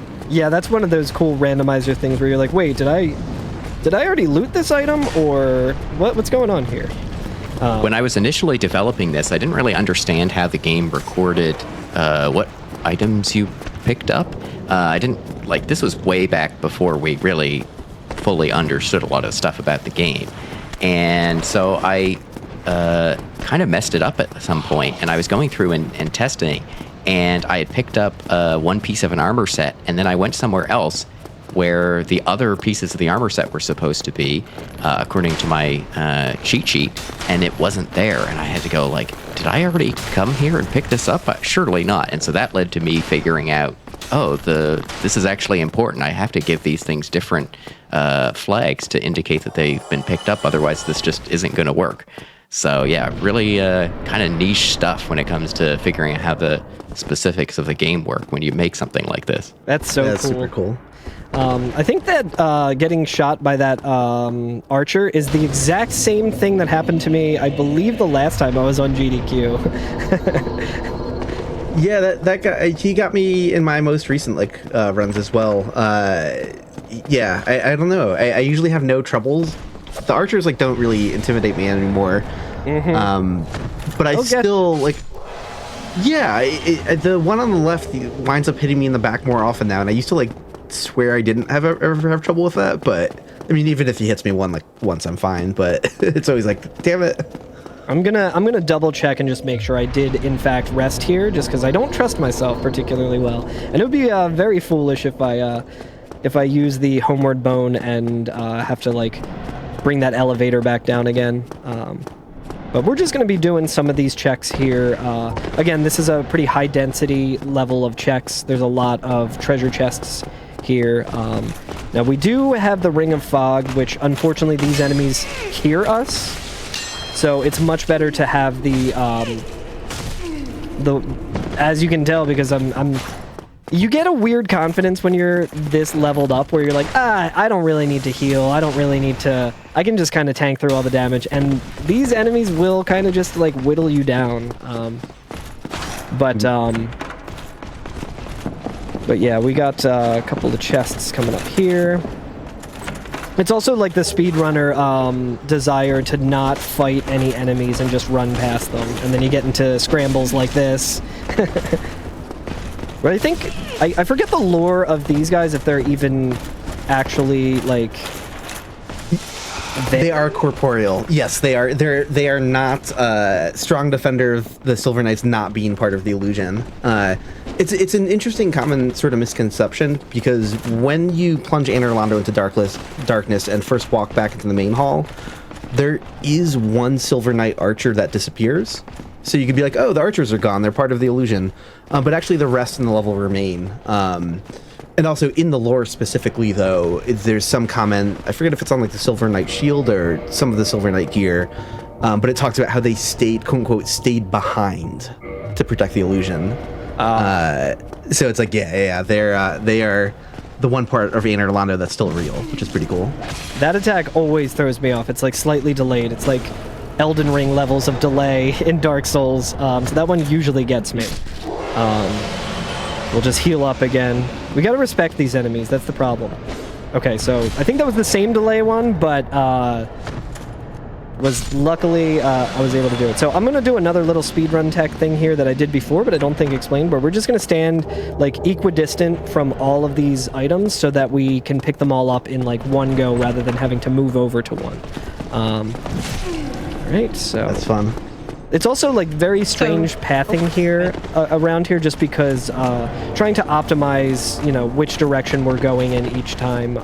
Normally I would want to come here first, because this is usually the only spot that I go to in the speedrun, but yeah, this is Ooh, okay, crest key. That's not very, that's a little bit concerning, I would say. Yeah. See, I was more interested in that Black Knight Greatsword. Yeah, that is true. I don't think we have the do we have the weaponsmith box? I can't remember. I think we do. So you do. No, I think we might. So we might actually have an even better weapon to use. It's a little slower with the swing, but it does a whole lot more damage. So I guess, is this the bonfire? No. So let's just go back to the bonfire. I'm pretty sure I have the weaponsmith box. I'm sorry, Satan, were you about to say something? Oh, yeah. No, I was just reminded because you mentioned Elden Ring, and I was thinking about some other Souls games. We've been talking about Demon Souls and the like. Well, if you would like to see some other amazing Souls or Souls-likes coming up, we are going to be hosting a restream of Speedruns, which is a fantastic French marathon coming up here in the next 4 days. So all of the next 4 days here on GDQ, literally like from dusk to dawn. You're used to GDQ only being on for like half the day. Well, guess what? It's going to be on 24/7 to have us do some English restream commentary of Speedruns. Is going to include 2 amazing games in that category, Sekiro and also Demon Souls, which of course I know we've been discussing. Oh, yeah. Yeah, we've got some amazing friends of this community here helping out with that English restream. So type !Speedruns in the chat to check out that schedule. There's so much incredible stuff. I literally can't wait for like all of this marathon. It's going to be fabulous, and we're going to have the English restream right here. So that's where you're going to be able to find it. Stick around. That's incredible. Yeah, can't wait. Let's go! Lord Vessel, That was let's go. so good. Yeah, And woo! that is huge. Speedruns blessed it. And all, yeah, exactly. Must watch. Okay, another merchant, which is good. More importantly, he's a blacksmith, so that really good weapon that we just got. Also, really good pull, Slumbering Dragon Crest ring. That is amazing. I love this merchant. I love him more than I ever have. So now we're also going to be not producing any sound, which is very weird to not hear your character make any noise, but it is extremely overpowered. You need to watch Illusory Wall's video about just how overpowered it is and just how powerful water in this game is. But let's go ahead and reinforce the Black Knight Greatsword, and we should be choogling along here now. We have a lot more options with us. I saw the crest key and I was getting a little concerned. I was like, I was wondering if it was going to be a situation where I would have to go into the DLC to get a progress item, but we're on pretty good pace now. Not an ideal place to, getting the Lord Vessel before Blighttown is usually preferred, but hey, that's not usually how it goes, especially during a marathon. Something you probably appreciate as a speedrunner, but still puzzles me. I don't know that I know the reason for this. Is normally when you receive the Lord Vessel, even in rando, even in a random location, it comes up with the big banner that says, hey, you got the Lord Vessel. Congratulations, you're so cool, basically. Mm-hmm. And it didn't do it that time. And sometimes that happens, and I don't know why. Same here. I was actually going to ask you about that. So it's funny that you also do not know. I don't know if you absolutely should, but always checking for that. I don't know what happens. I've never noticed it not displayed before, so that's completely new information to me. So it could be something similar to the... Actually, I'll let Carl focus on Ornstein Smoke, because this is a notoriously difficult boss. Yeah. No, it's fine, actually. I'm also, notoriously not a user of this specific weapon, and if I were to use this weapon, it would be with the move swap, which is possible in Remastered, but I never bothered to learn how to do it in Remastered. So it's got a bit different of a running attack than I was expecting you got it to. This. Yeah, no, this should be fun. We have a lot of defense. We have a lot of DPS as well. So our okay, our famous. Also, I really need to learn to not say things in the middle of a fight during a marathon, because that is a good way to just immediately... The other day I was doing a run and I was someone in my chat was like, oh yeah, I have a lot of trouble with this with this drop onto an invisible platform, and I'm like, oh, it's completely free. I don't think I've ever had trouble with it, and immediately slipped off and died, and I was like, that has never happened to me before. And it seems like I was just clip farming, and I promise you I was not. Okay, there we go. You can only say that after you do it. Yeah, exactly. All right. And the Black Knight Great Axe, wow. I kind of like now that the. We Carl's might got- pivot to that because I kind of like the moveset of that better. It's fair. So I think the reason it didn't show up, I don't know if you had a menu open, but it might be something similar to what we do with the Rite of Kindling when you fight Pinwheel, where you open the menu to overlay and block that pop-up from showing up, or a similar thing than when we do, in this case, the gesture menu to be able to skip the Welcome to Lordran interaction. So it might be something like that happening in the rando, or sometimes Dark Souls just do that. Yeah. So we do have ways of kind of skipping that sometimes, but I am interested to try and maybe see why it happens. This is not an actual big lady. She is an illusion. She is stealing big lady valor, so we can't stand for that. Normally, she's the one who gives you the Lord Vessel, but since we just got the Lord Vessel, we can just move on. So let's go to Firelink Shrine again. My instinct was, let's go and check that chest that I talked about with the Walk of Shame. However, in order to actually go to that area, which is the next one I would like to go to, I would need to rest. I think I just maybe broke him as an NPC by doing that, again, speedrunner brain thing, but we don't really need him in this run, so that's fine. I think he's mad at us now because we didn't talk to him, but that's fine. It's slow to talk to him. So placing the Lord Vessel has now opened up the rest of the game, so we can kind of move on. We're going to go to Anorlando, which has, that chest of shame, which luckily we know did not have the Lord Vessel in it.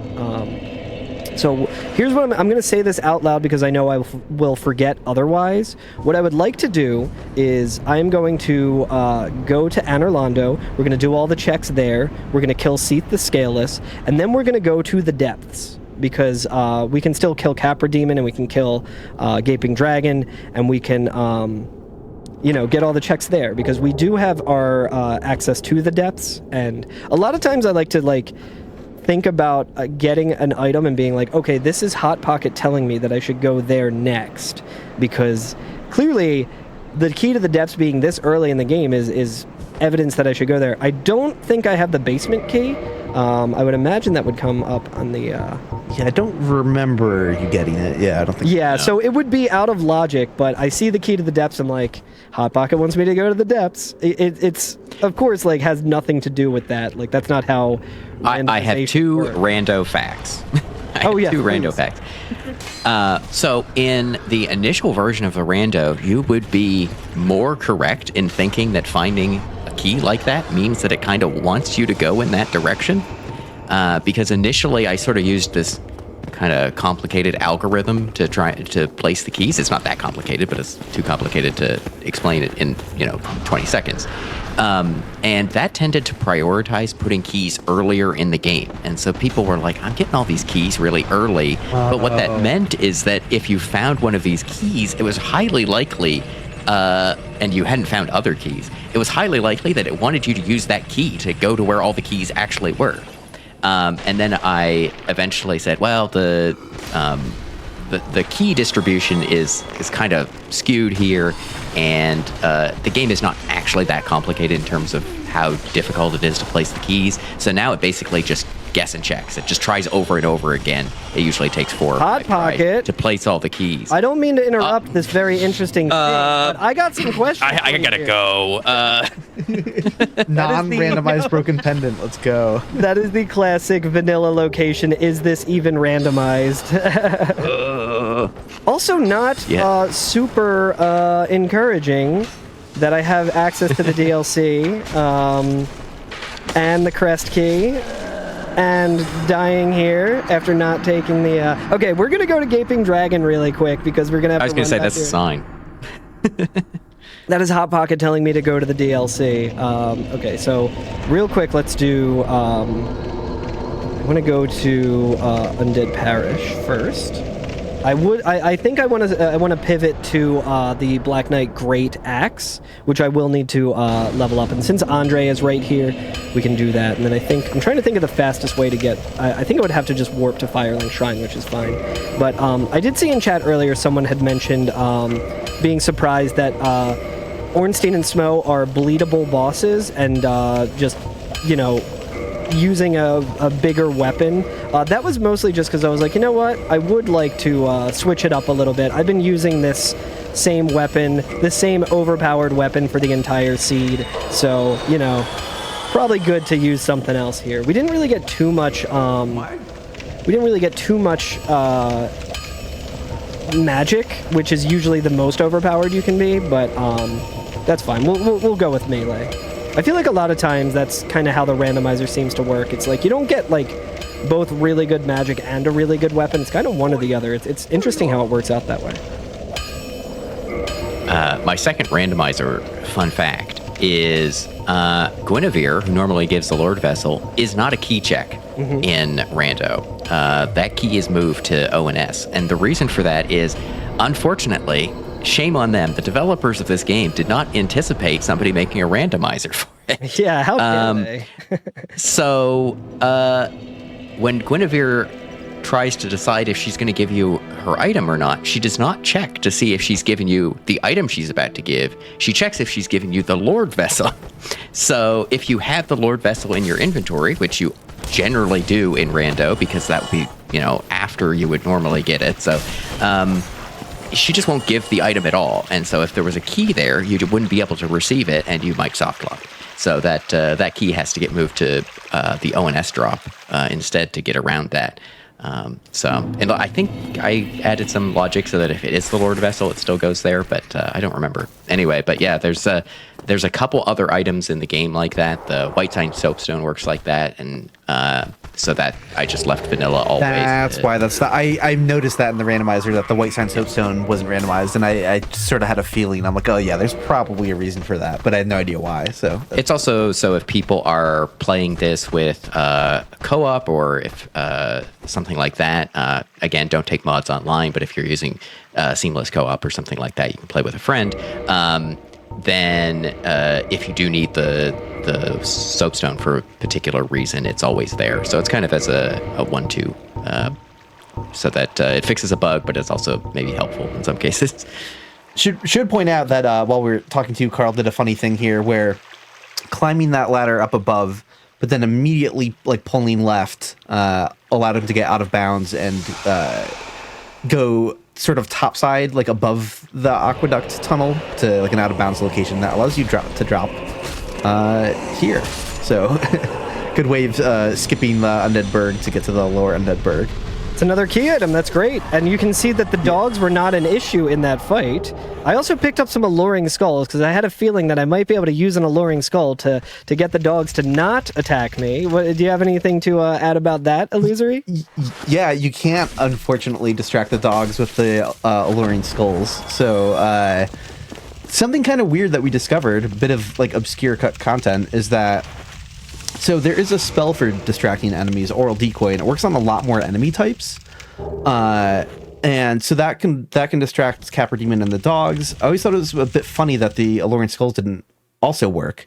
But in the cut content, that we realized that there was going to be another lure item for animals specifically. And it's like, oh, okay. So it seemed like the original design concept was probably having the spell be like the thing that works on more enemies, you know, because it's more special, it's a spell. But in consumable form, it was going to be kind of split into two different consumables. In the end, they did still make the Alluring Skull work on like the boars and maybe also the giant cats in Darkroot, but that's it. The rest, it's meant to distract hollows. And it is basically exclusively distracting humanoid enemies. So yeah, that's a bit of frustration I have with the Capra fight. Is like if you could do something outside the box on how to distract the enemies, like they should have rewarded that too. You must help me.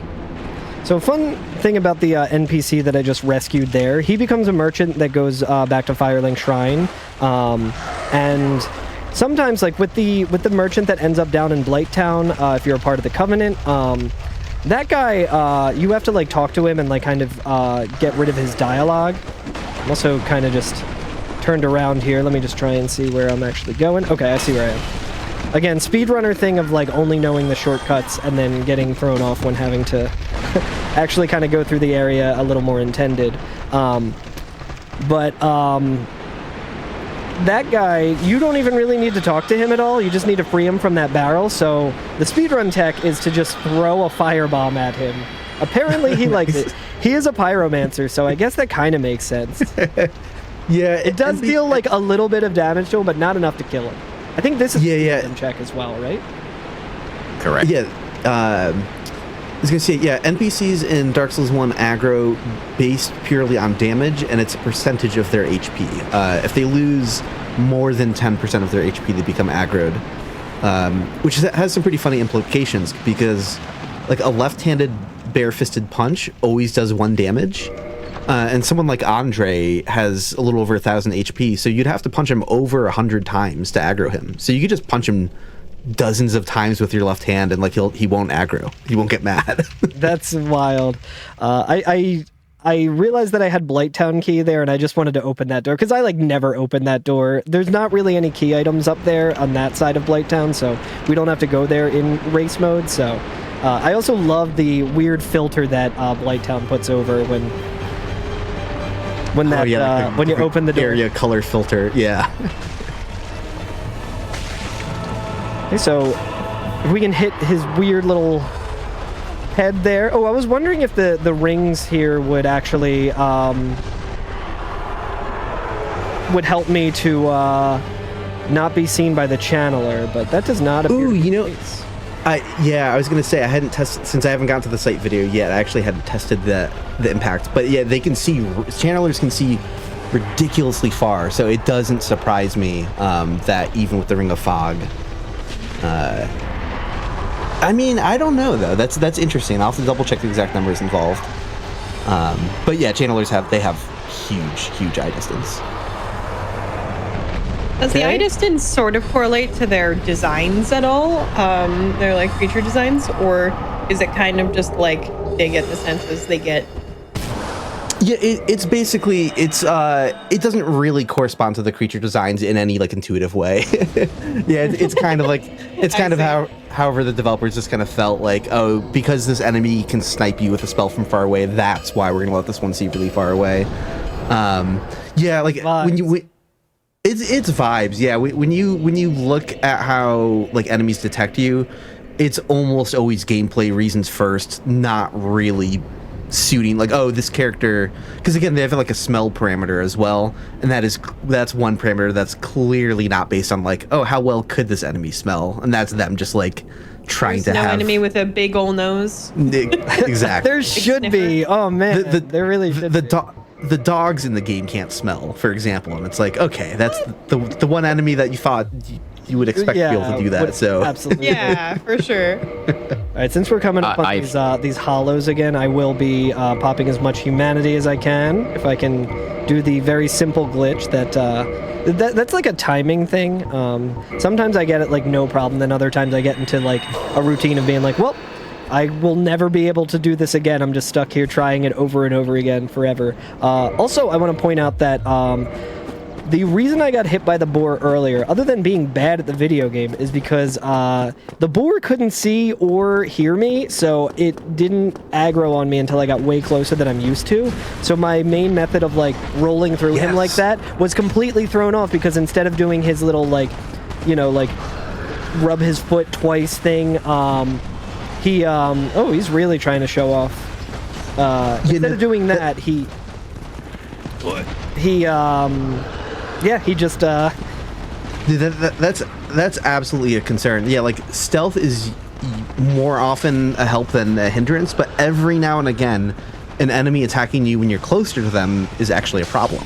Because yeah, you could be using the time that they start attacking from further away to kind of gauge like, oh, when do I roll, or like how do I avoid them. But yeah, sometimes stealth makes that actually a problem. So we are going to kill this guy just because I am sick of doing that walk of shame. The commentator's curse or whatever saying walk of shame, and I've had to make that backtrack multiple times. We're going to rest here. While we're at it, why don't we just, level up? We just want to look at the boar more. It's a fun creature. It is a fun creature. Yeah. Actually, Feature corner, that's what we're about. Fun fact with the boar in this bonfire is, so in Dark Souls, like if enemies get too close to a bonfire, you can't use the bonfire. But but they didn't actually use like a radius for proximity. Like, oh, the bonfire goes inactive when they're within 10 meters. It's whether or not an enemy is touching the same like plane of collision as the bonfire. So that creates throughout the game radically different distances at which bonfires become inactive if there's an enemy near it.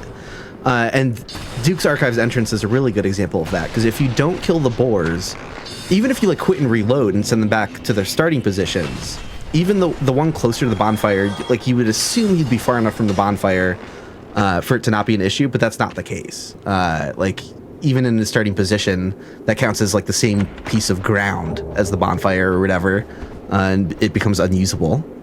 And I think you had me look into this at one point, and if I recall correctly, this is a difference between Prepare to Die and the remaster, that they changed what collisions exactly, what set of collisions it's looking for. Ooh, I forgot about that. So I think on one of the games it extends slightly further down the hallway where the boar is not allowed to be. Yeah, I have to double check, because I could have sworn that you had to get rid of both of the boars, and then more recently I was like, oh no, you only have to get rid of the boar that's closer to the bonfire. But maybe that is the case. Like, I think they may have adjusted it to fix that. Speaking of the boar, that guy was wearing the boar helm, which is very funny. Another really fun aspect of randomizer is that there's laundromat mix-up is the name of the thing. So each NPC also has all of their armor all over the place. But I'm going to do a glitch here right now. Unfortunately, I do have to take off the witch hat, which I think I did say earlier that I would never do. Makes this glitch a little bit easier. Okay, wait. Speaking of just weird, I forgot I'm also holding the Black Knight Great Axe, which is extremely heavy, and because of that, this is required. Like, part of this is your equipment load. If you're, I think, Des, you might know a little bit more about this than I do. Yeah, so even though you're still fast rolling, your equipment load kind of changes how far you roll, even if it's just a little bit. So this matters a lot more in Remastered. There's different tiers to the rolls. I want to say there's 4 tiers in each set of rolls. Like fast roll has 4 different tiers, mid roll has 4 different tiers, heavy roll, same thing. In Remastered, you have to be at the lowest possible fast roll tier to be able to do this, whereas in PTDE, you don't have to be at the lowest, you just have to be in fast roll, which is why you have to pretty much take off everything besides the bow. That bow is there to you to make the Duke skip more consistent. There used to be an older version where you would run into the wall and then move over to get onto the railing, but it's way too easy to mess up versus just being able to look down a bow, center your camera, roll right, roll forward, roll backwards. But yeah, so the equip load determines the ability to do that, and for some reason in Remastered, you have to be on the lowest possible fast roll compared to in Prepare to Die Edition, you just have to be in fast roll. That makes perfect sense, because I feel like, again, a lot of my knowledge of Dark Souls in general comes from Prepare to Die Edition, and there's definitely some Remastered only quirks. And interestingly enough, there's also some Remastered specific quirks on the Nintendo Switch version, because since it is a port on hardware that's not as advanced, since it's a Nintendo Switch, it's a Nintendo console, it's not like the most, you don't have the most power with it. It only runs at 30 FPS when one of the main features of Remastered is that it should run at 60 FPS. And because of that, you wouldn't think that would make too big of a deal. You would actually think like, oh, so frame perfect glitches are actually easier on Nintendo Switch. Well, one of the frame perfect glitches that exists in these games is actually hard, like impossible to do on the Nintendo Switch version. That is I don't know if we'll get to see it today, just because of how the seed is sort of going, and just if we even find the item. But the Purple Coward Crystal Wrong Warp is is a glitch that just doesn't work on Nintendo Switch. And I know that because when I first started learning speedrun strats for this game, I was doing it on Nintendo Switch, and I went into the Soul Speedrun Discord at the time, and I was just like, hey, like, does anyone have any advice on how to do this? And they were like, oh, we just got 2 Sorcerer's Catalysts, which is very funny. And everyone was kind of just like, yeah, don't play this on Switch. Why would you do that? But it's also interesting because there's one of the major glitch differences in Remastered that is tied specifically to frame rate is what we call air rolls. Do you want to kind of talk about air rolls and how it was discovered, Des, if you have that information? So I have some info about how to do them. I don't know exactly when it was discovered, but so again, differences in the different games. So in Prepare to Die Edition, okay, so sorry, let me slow down. So an air roll is chaining a set of rolls together in the air in such a fashion that you iframe the damage from falling with your roll.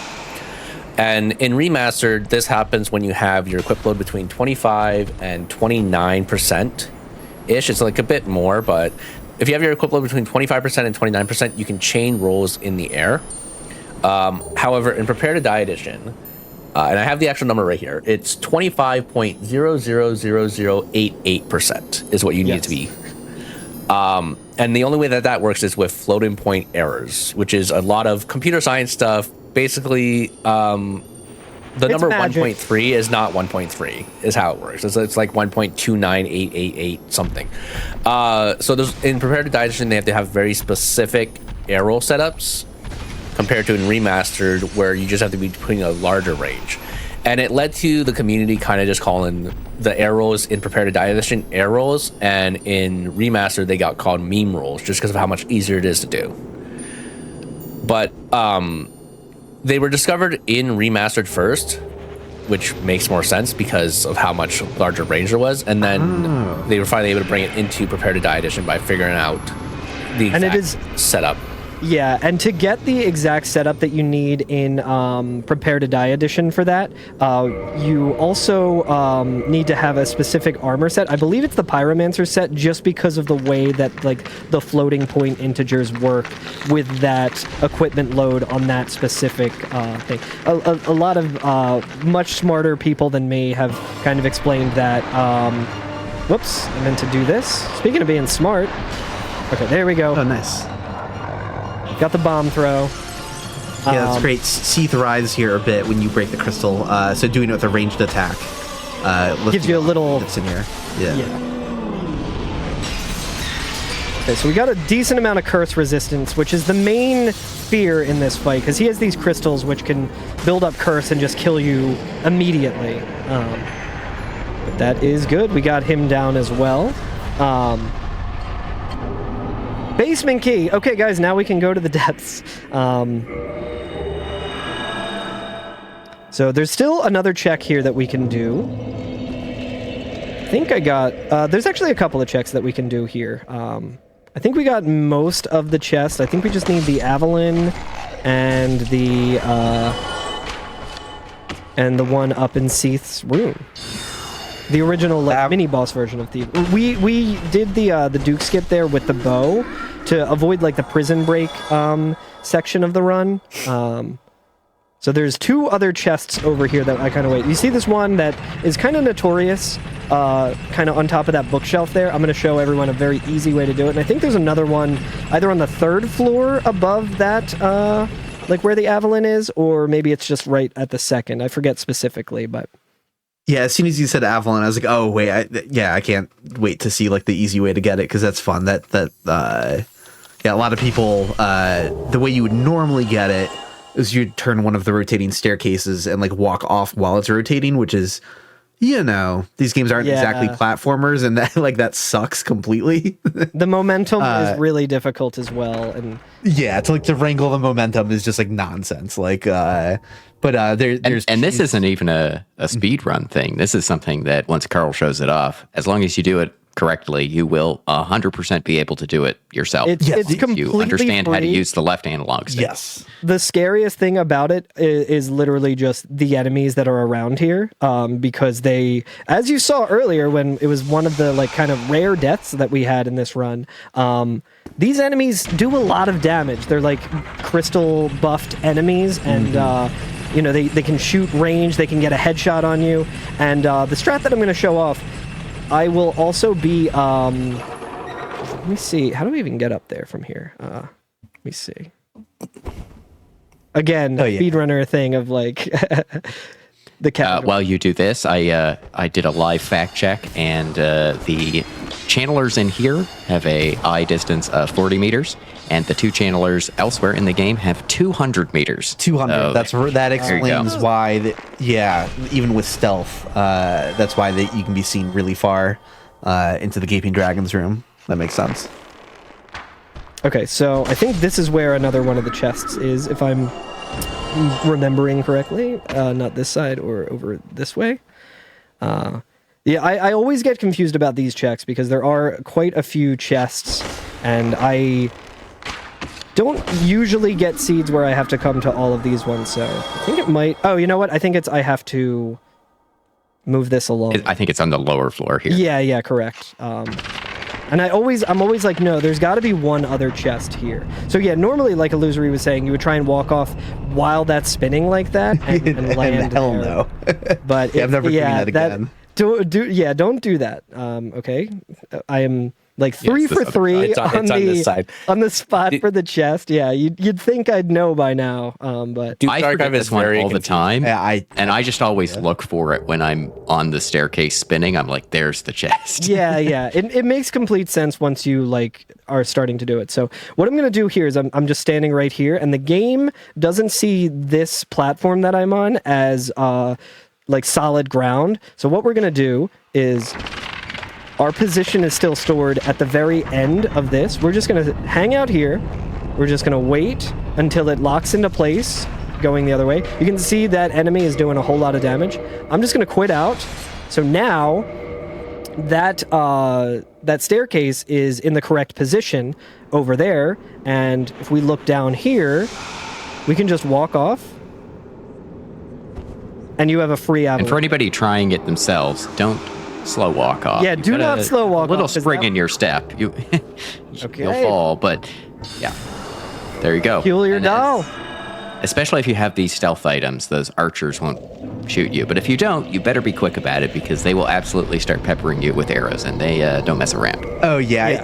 Even if I'm doing like the easy method for getting the Avalon, I'm probably clearing all the enemies out. Like highly recommend that. I also see in chat someone is saying that it seems like the Nintendo Switch version is like a weird hybrid version, and I do want to talk about that with relation to air rolls specifically, where I think I was actually the first one to test it, because again, most people in the Souls speedrunning community is just like, doesn't even think that the Switch version exists. Switch? Yeah, there's like no reason to really, but I did confirm that the air roll setup that works in Prepare to Die edition with the Pyromancer's set also works in Remastered, which makes perfect sense because it's literally just tied to the frame rate. But again, just one of those funny things where it's like, okay, so air rolls started out as a remastered only glitch, and then it became apparent that it could be done in Prepare to Die edition. So then it was the only version of the game that it doesn't exist in is Nintendo Switch, and then it's like, no, if you do the Prepare to Die edition version of it, it does in fact exist. So definitely a weird hybrid situation going on with that. Yeah, the Switch port is kind of interesting because it's called Remastered, and it brings all of the same quality of life changes that the other remasters got, aside from the upgraded visuals, right? So it's still 30 frames per second, and it still has the old like visual effects, the original lighting, but it has all of the same, you can use items in bulk. It has the extra bonfire at the bottom of the catacombs, and the Switch version was made by a different developer than the other versions of the remaster, but I'm like, clearly some files had to have been shared, right? Like, I can't imagine that they implemented all of the exact same quality of life improvements without someone being like, here you go, like, here's, like, it would be weird if they recreated everything from scratch. That's hard for me to imagine. Down to a lot of really small details, like weapon level matchmaking, all of these other things like server side that, like, that's also identical in the Switch version to the other. That's so interesting.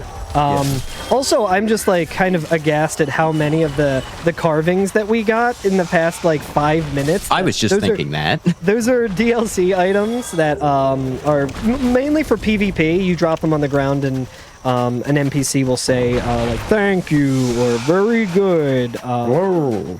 Yeah. So one of my favorite items, but man, I'm nailing these. I just want to take a minute to. Everyone should appreciate how These free aim throws are great. those free. That's all the Dark Souls rando slap. Shout out to Destiny for that.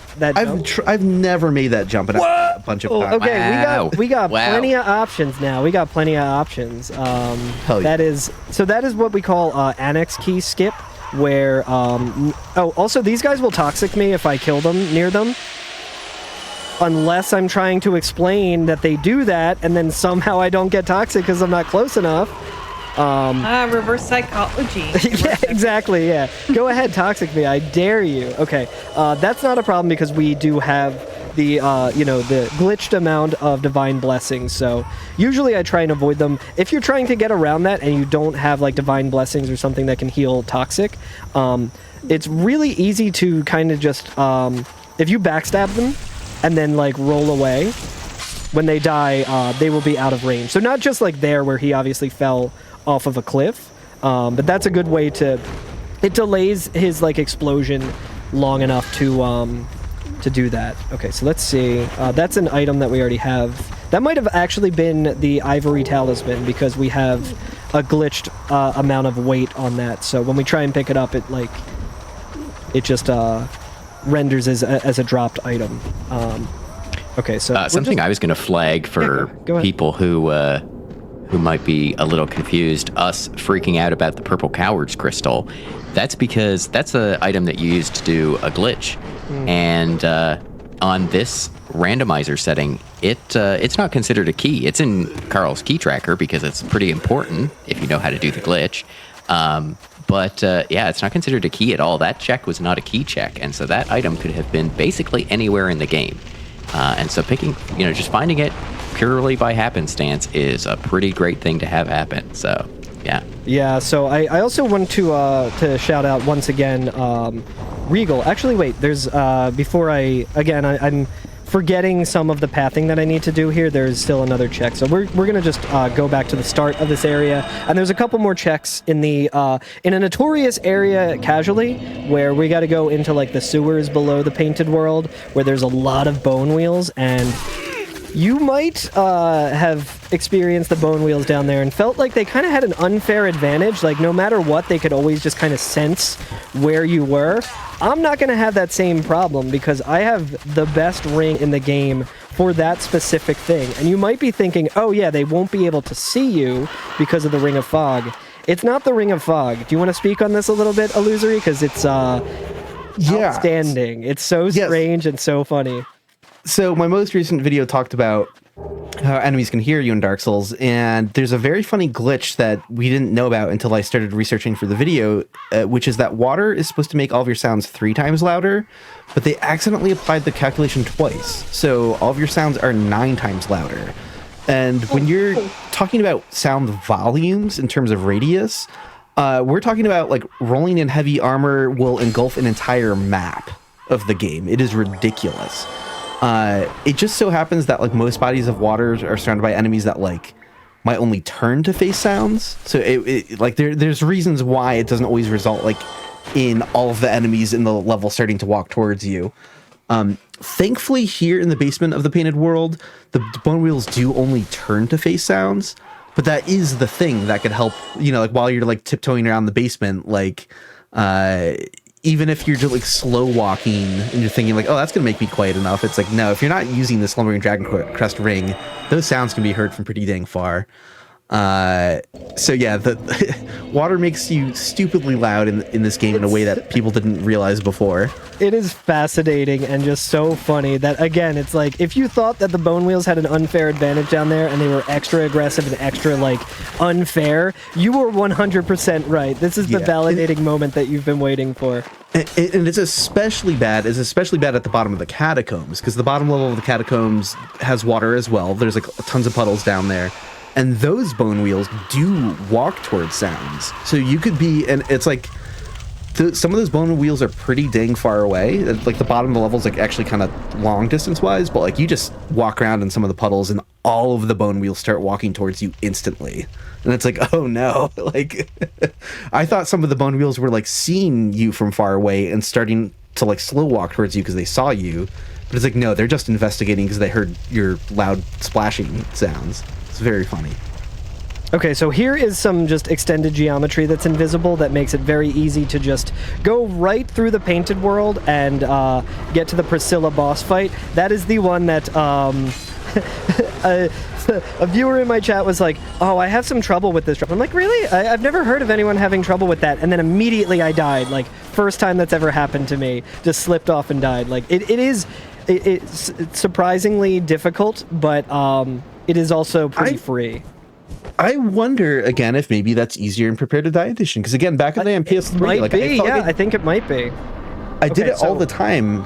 Oh, go ahead. Real quick, I want to talk about this. This is a newly discovered strat that I don't fully know how to do. I don't know if my positioning is correct here, but if you stand in a specific, like a pretty specific spot in this arena and hit Priscilla with a projectile, she won't teleport away. Yes, we got it again. I have done no research on how that actually works, but it makes this like, I think it was just recently discovered for the first time, and it's so funny because it really makes the whole. Normally, what happens with this boss, if you're not familiar, is she will disappear on you, and then you have to like look for her footprints in the snow in order to. It's like a cool gimmick fight, but it's. You know, there's other strats that we have around it, and it's a whole thing. But just stand roughly where I did. There's probably a more precise explanation somewhere about how to do that. But yeah. More importantly, chat, we are officially in go mode. Honestly, we were officially in go mode the second we picked up the purple Coward's Crystal because we could do a wrong warp, but we also have all of the key items. So since we still have some time on the estimate, unless I'm mistaken, Satan, feel free to correct me. Yeah, we have plenty of time. That's great news because I'm going to showcase a couple of glitches of, say we didn't have all of the Lord Souls. Say we only had the Lord Vessel and the purple Coward's Crystal. That would be all we need, and I can show you how. Even if we have the broken pendant so we can get into the DLC, we need to get into the DLC, so I'm going to try and showcase this while we have a little bit more time to go through. Where's the best place to go? I'm assuming it will probably be Firelink Shrine. Dez, do you want to help me out here? My brain is... Are you going to DLC first? Hydra, yeah. Undead Parish. Okay. I was going to say Parish, probably. Yeah. I'm wondering, should I run... Go down where the BK Havel is. I believe it's slightly faster. Down to the Black Knight? Yeah. Yep. Like towards Havel. Right, okay. Yeah, so, long day, chat. Little past my bedtime, so obvious things I'm just like overthinking because I'm so excited of trying to showcase one of this was the glitch that I was actually talking about that doesn't work on Nintendo Switch. That is frame perfect. It works in Prepare to Die edition, so it's not a frame rate thing. You would think it would be easier on Switch because it's a 60 frame per second game, so I have 1/60th of a second to get this done correctly. But I'll explain a little bit more. Also, I started a thought earlier where I was trying to give a shout out again to Regal. For the last time I did this at a marathon that was an in-person marathon that was extremely like late at night, and I was like, I need to just make sure that it's not a cursed seed where the painted doll is in that Izalith check that we got, and then when I go into the painted world, then it's the orange charred ring, and then I have to go back, and then the Lord Vessel is like, you know, like somewhere in the lava or something like that, which is like possible. And Regal vetted a seed for me. I was like, that's all I want. Like, just the ability to know that, like, somewhat early on in the run that I'd be able to complete it and not have to, like, scramble and maybe look at the spoiler log or anything. And he's like, okay. And then he's like, yeah, I think I got a seed for you. And I think in that seed that he found for me, it was, like, almost immediately picked up the Lord Vessel and almost immediately picked up the purple Coward's Crystal. So we didn't do any vetting of the seed this time, and it worked out really well. But, yeah, so I think I'm forever going to just... think about Regal anytime I see the purple coward's crystal now, because that was such a huge relief. So we're gonna do a purple coward's crystal wrong warp here. This is old Dark Souls speed tech. It used to be the fastest way to get to the credits was to get to the DLC as fast as possible so that you could get the purple coward's crystal so that you could do this specific glitch to get to the end game. So now we can just walk into the DLC here, right? We see it in the distance there. We got the totally randomized, 100% randomized broken pendant pickup, but yeah, rub it in. I'm gonna just show this really quick. So I'm gonna use the purple clumps, not just because they're thematically fitting, since it's the purple coward's crystal, but purple coward's crystal, if you're not familiar with what its vanilla reasoning is, it's a PvP item. You can see I can't use it. If I try to use it, my character is just shrugging. Not able to use it. What you do is, if you're in PvP, in the Battle of Stoicism, which is like the PvP arena in the end of this game, or in the DLC of this game, you can, like, if someone has like a really busted build that you don't want to do, you use the purple coward's crystal, you don't have to fight them. It teleports you back outside of the Battle of Stoicism. But since we are in this specific area, we have the DLC loaded. Illusory Wall, also amazing challenge runner, because he just finished a run of a completely mapless version of Dark Souls where everything that you can see here, all the water, all of the particle effects, all of the geometry, he completely turned it off in debug mode and went through the entire game, all bosses, went down to Ash Lake. Whoa. Really incredible. Highly recommend checking out those VODs. But when he got here and when he was fighting the Hydra, he saw the boss, the first boss of the DLC, slightly in the distance, and he zoomed in on it. He's like, that's amazing. I'm like, that makes sense, because we do this glitch here where I'm going to try and do an item swap. I'm going to queue up using it, I'm going to run, and then I'm going to toggle here, and didn't get it. This is very precise and very difficult, but basically what I'm trying to do is use the purple coward's crystal with the animation of eating the blossom here. And it might take me a little while. I have been practicing this, again, just because the potential for it to be like the only way for me to beat the game, underestimate. But now I just kind of want to show it off. So let's see. But yeah, if you guys want to kind of yap as if you have any like announcements or anything, Satan, while I'm kind of doing this. Oh, absolutely. We always got stuff to talk about here on GDQ, including that we have just opened up submissions for our very first international event. We were talking about speed-ons before. Well, Germany's got Gamescom. Gamescom GDQ will take place August 28th to the 30th, live in Cologne, Germany. Join GDQ's first European event by visiting gdq.gg/submit from now to May 17th, or visit gamescom.global for more information about the event. So that is going to be absolutely sick.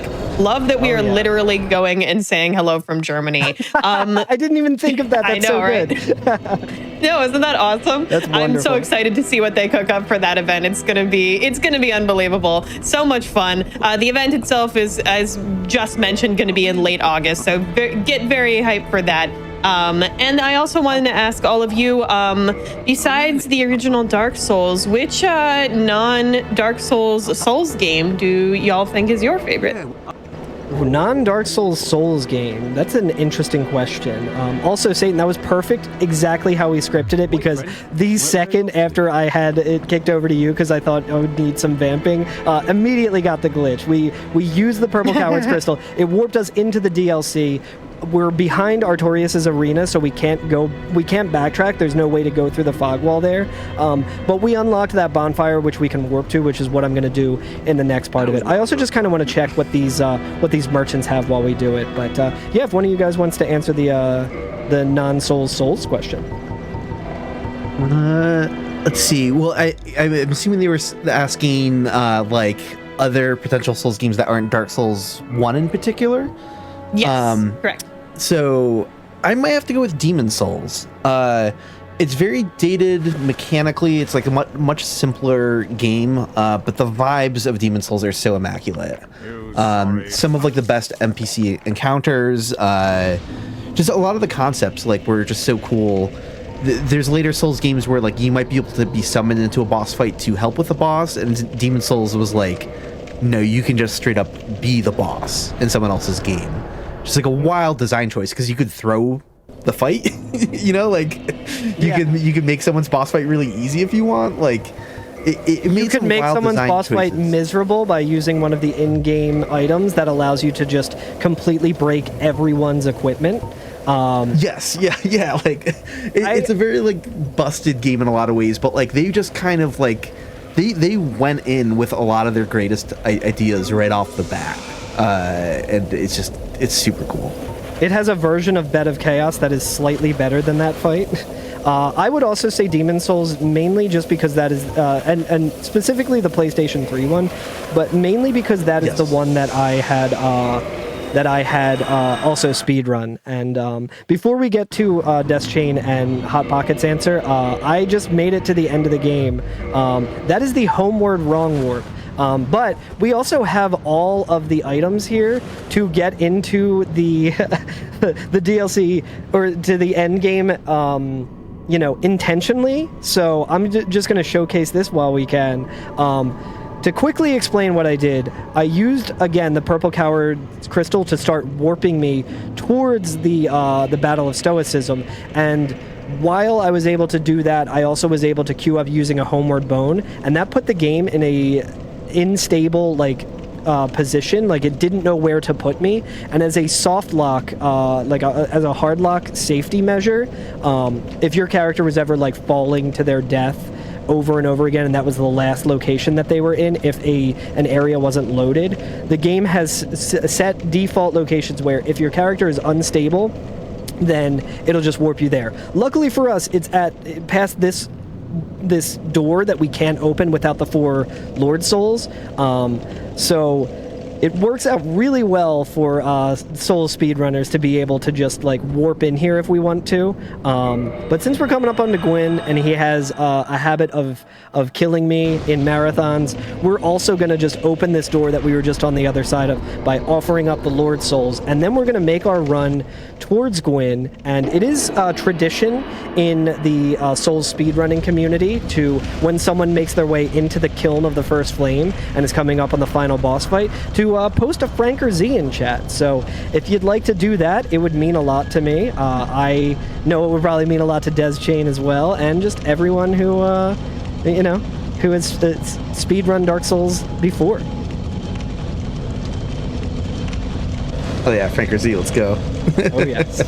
But yeah, if Hot Pocket and Des, if you want to talk about your other favorite Souls games that's not Dark Souls 1. I would have to say this is a hot take for people who know me. I'm actually going to say Elden Ring. Oh, And wow. that is a very hot take for people who know me, because I spent about 300 hours playing that game saying that I hate the game the most and had 8 different first tries, but it grew on me. I would be streaming Elden Ring and he would be like, "Oh, why don't you play a good game?" And I'm like, "Yeah." That makes me very happy to hear. Critically acclaimed Elden Ring. Yeah. Yeah, and the critic is Des Chain, and it is now acclaimed.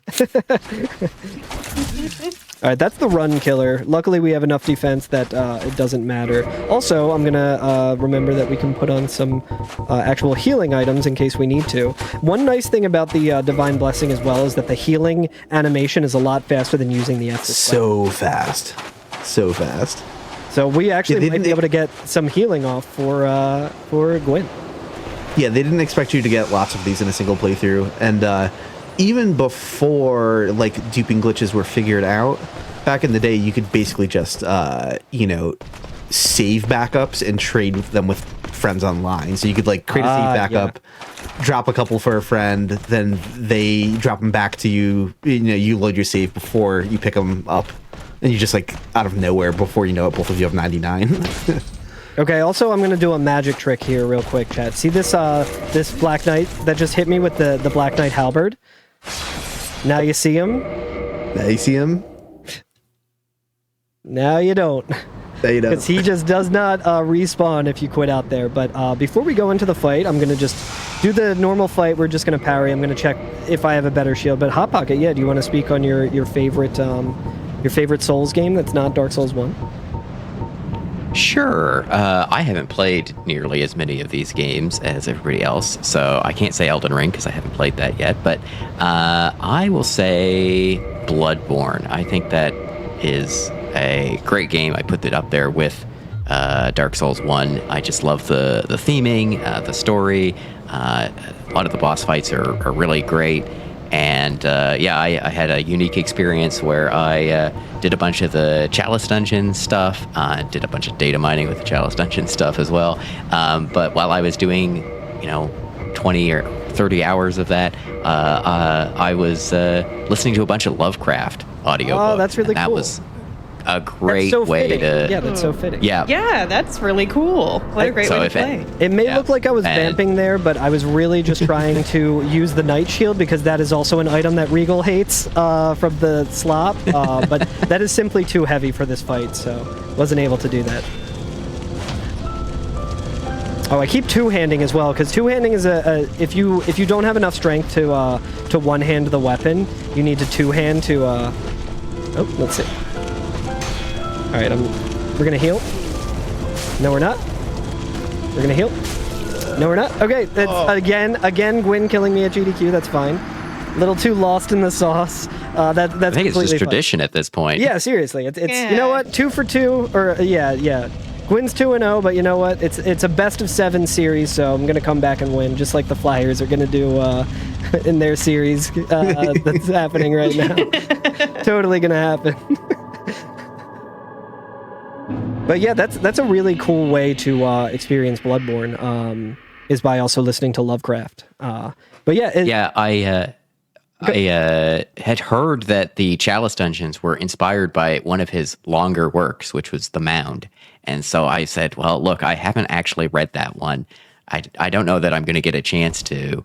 Why not put it on in the background? And it was very, very fitting and very fun to, get that sort of ambiance while playing through these Chalice Dungeons, of hearing somebody go through these sort of old forgotten tombs and, time traveling and some of this stuff. And so, yeah, really great to do it that way. But, it's the rest of the game is certainly no slouch either. Yeah, for sure. I also really do love Bloodborne as well. I think I might be have a rare take of, I think I enjoy Dark Souls 2 a little bit more than Dark Souls 3. They're both fantastic games. I know saying Dark Souls 2 is a fantastic game might be a bit of a hot take, but I find just kind of the weirdness and just the, standaloneness of it a little bit more appealing than just like the kind of greatest hit stuff that Dark Souls 3 sort of does with with kind of... I'll co-sign that, yeah. Yeah. So, again, both... I like them both for completely different reasons. But... Okay, so we'll try this again. It does go to show, just like... A lot of people think that this is kind of an underwhelming final boss because of how easy it is to parry chain him.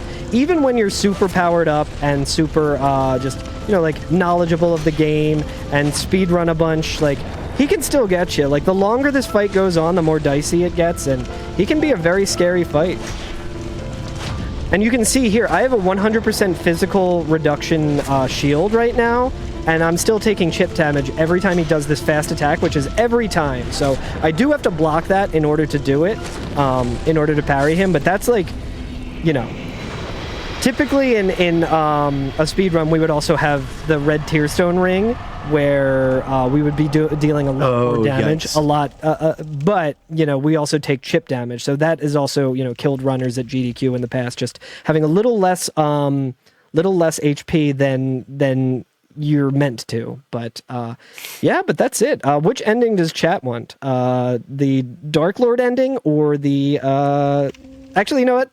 I'm just gonna go with the Dark Lord ending because we all know that's what everyone wants, and also we get to check out our fashion in the cutscene. But that will be time. GG.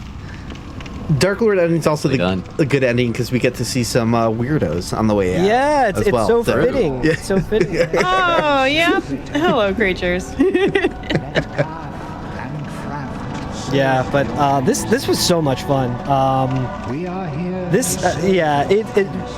there's weird stress that comes with randomizer because a lot of it is a lot of downtime and stuff. But like, you know, when you're getting into it and you're like, okay, I still need a couple of items.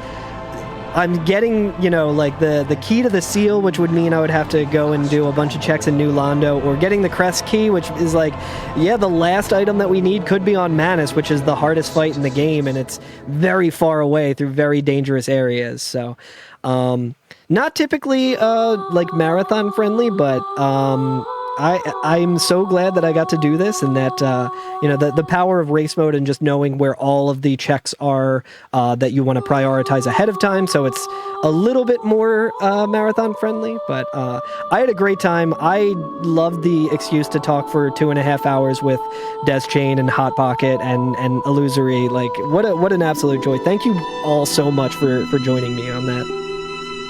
Thank you for having us. Yeah. Thanks so much for having us on. Yeah, but if you guys want to do some quick shout outs as well, I just want to shout out, you know, all these guys on commentary with me because they're incredible. I guess I should just shout out the Soul speedrunning community. We have a Discord. Sometimes we host charity events as well, where you showcase different Souls runs, as well as non-Souls runs. That's something that everyone keeps forgetting about SDM, as well as that they do non-Souls runs. Yep. Very helpful community. You ask a question, they give you an answer pretty quickly, and it's just a way to like learn more about the games. Yeah, I guess I can shout out the modding community. We also have a Discord with the most confusing name possible. The name of our server is Server Name. You can find it by That's so good. going discord.gg/server name. I believe we have our vanity URL still. Yeah, we have a lot of people there. We have people who do mods for all the Souls games, including Elden Ring. We've got a big Elden Ring community, and yeah, you get to learn how weird these games really are in some ways if you get into that. So yeah. Yeah, the server name Discord is anywhere I go when I have questions about like needing to know how something works in this game. So I'm like, all right, this is where all the people smarter than me are hanging out. I'm like, I need to go probe their knowledge of the game.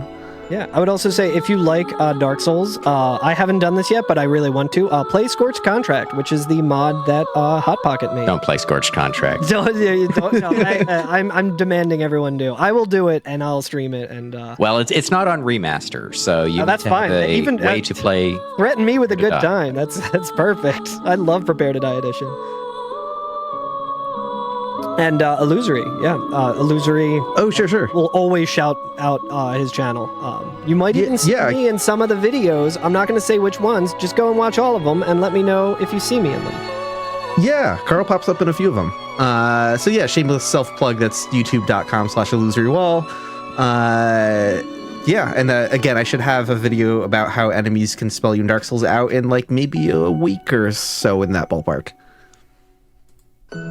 Cool. But yeah, I think that's it for me. I'm Carl Germ. You can follow me on Twitch. I'm going to be doing a lot of randomizer style stuff that is not as fast as this, but I think in many ways just as, if not more, entertaining.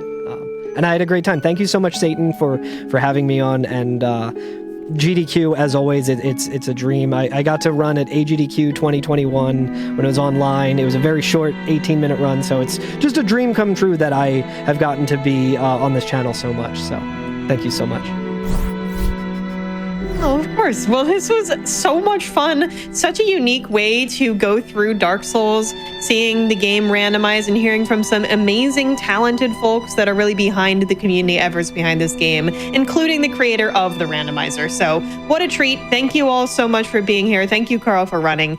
And of course, as we were talking about earlier, y'all should tune in tomorrow, because not only do we have our Rare Thursday stream, but at 12 p.m. Eastern, we are going to be starting the official English restream of Speed on 6, live all weekend long on the Games Done Quick Twitch channel. Don't miss it, and come back tomorrow.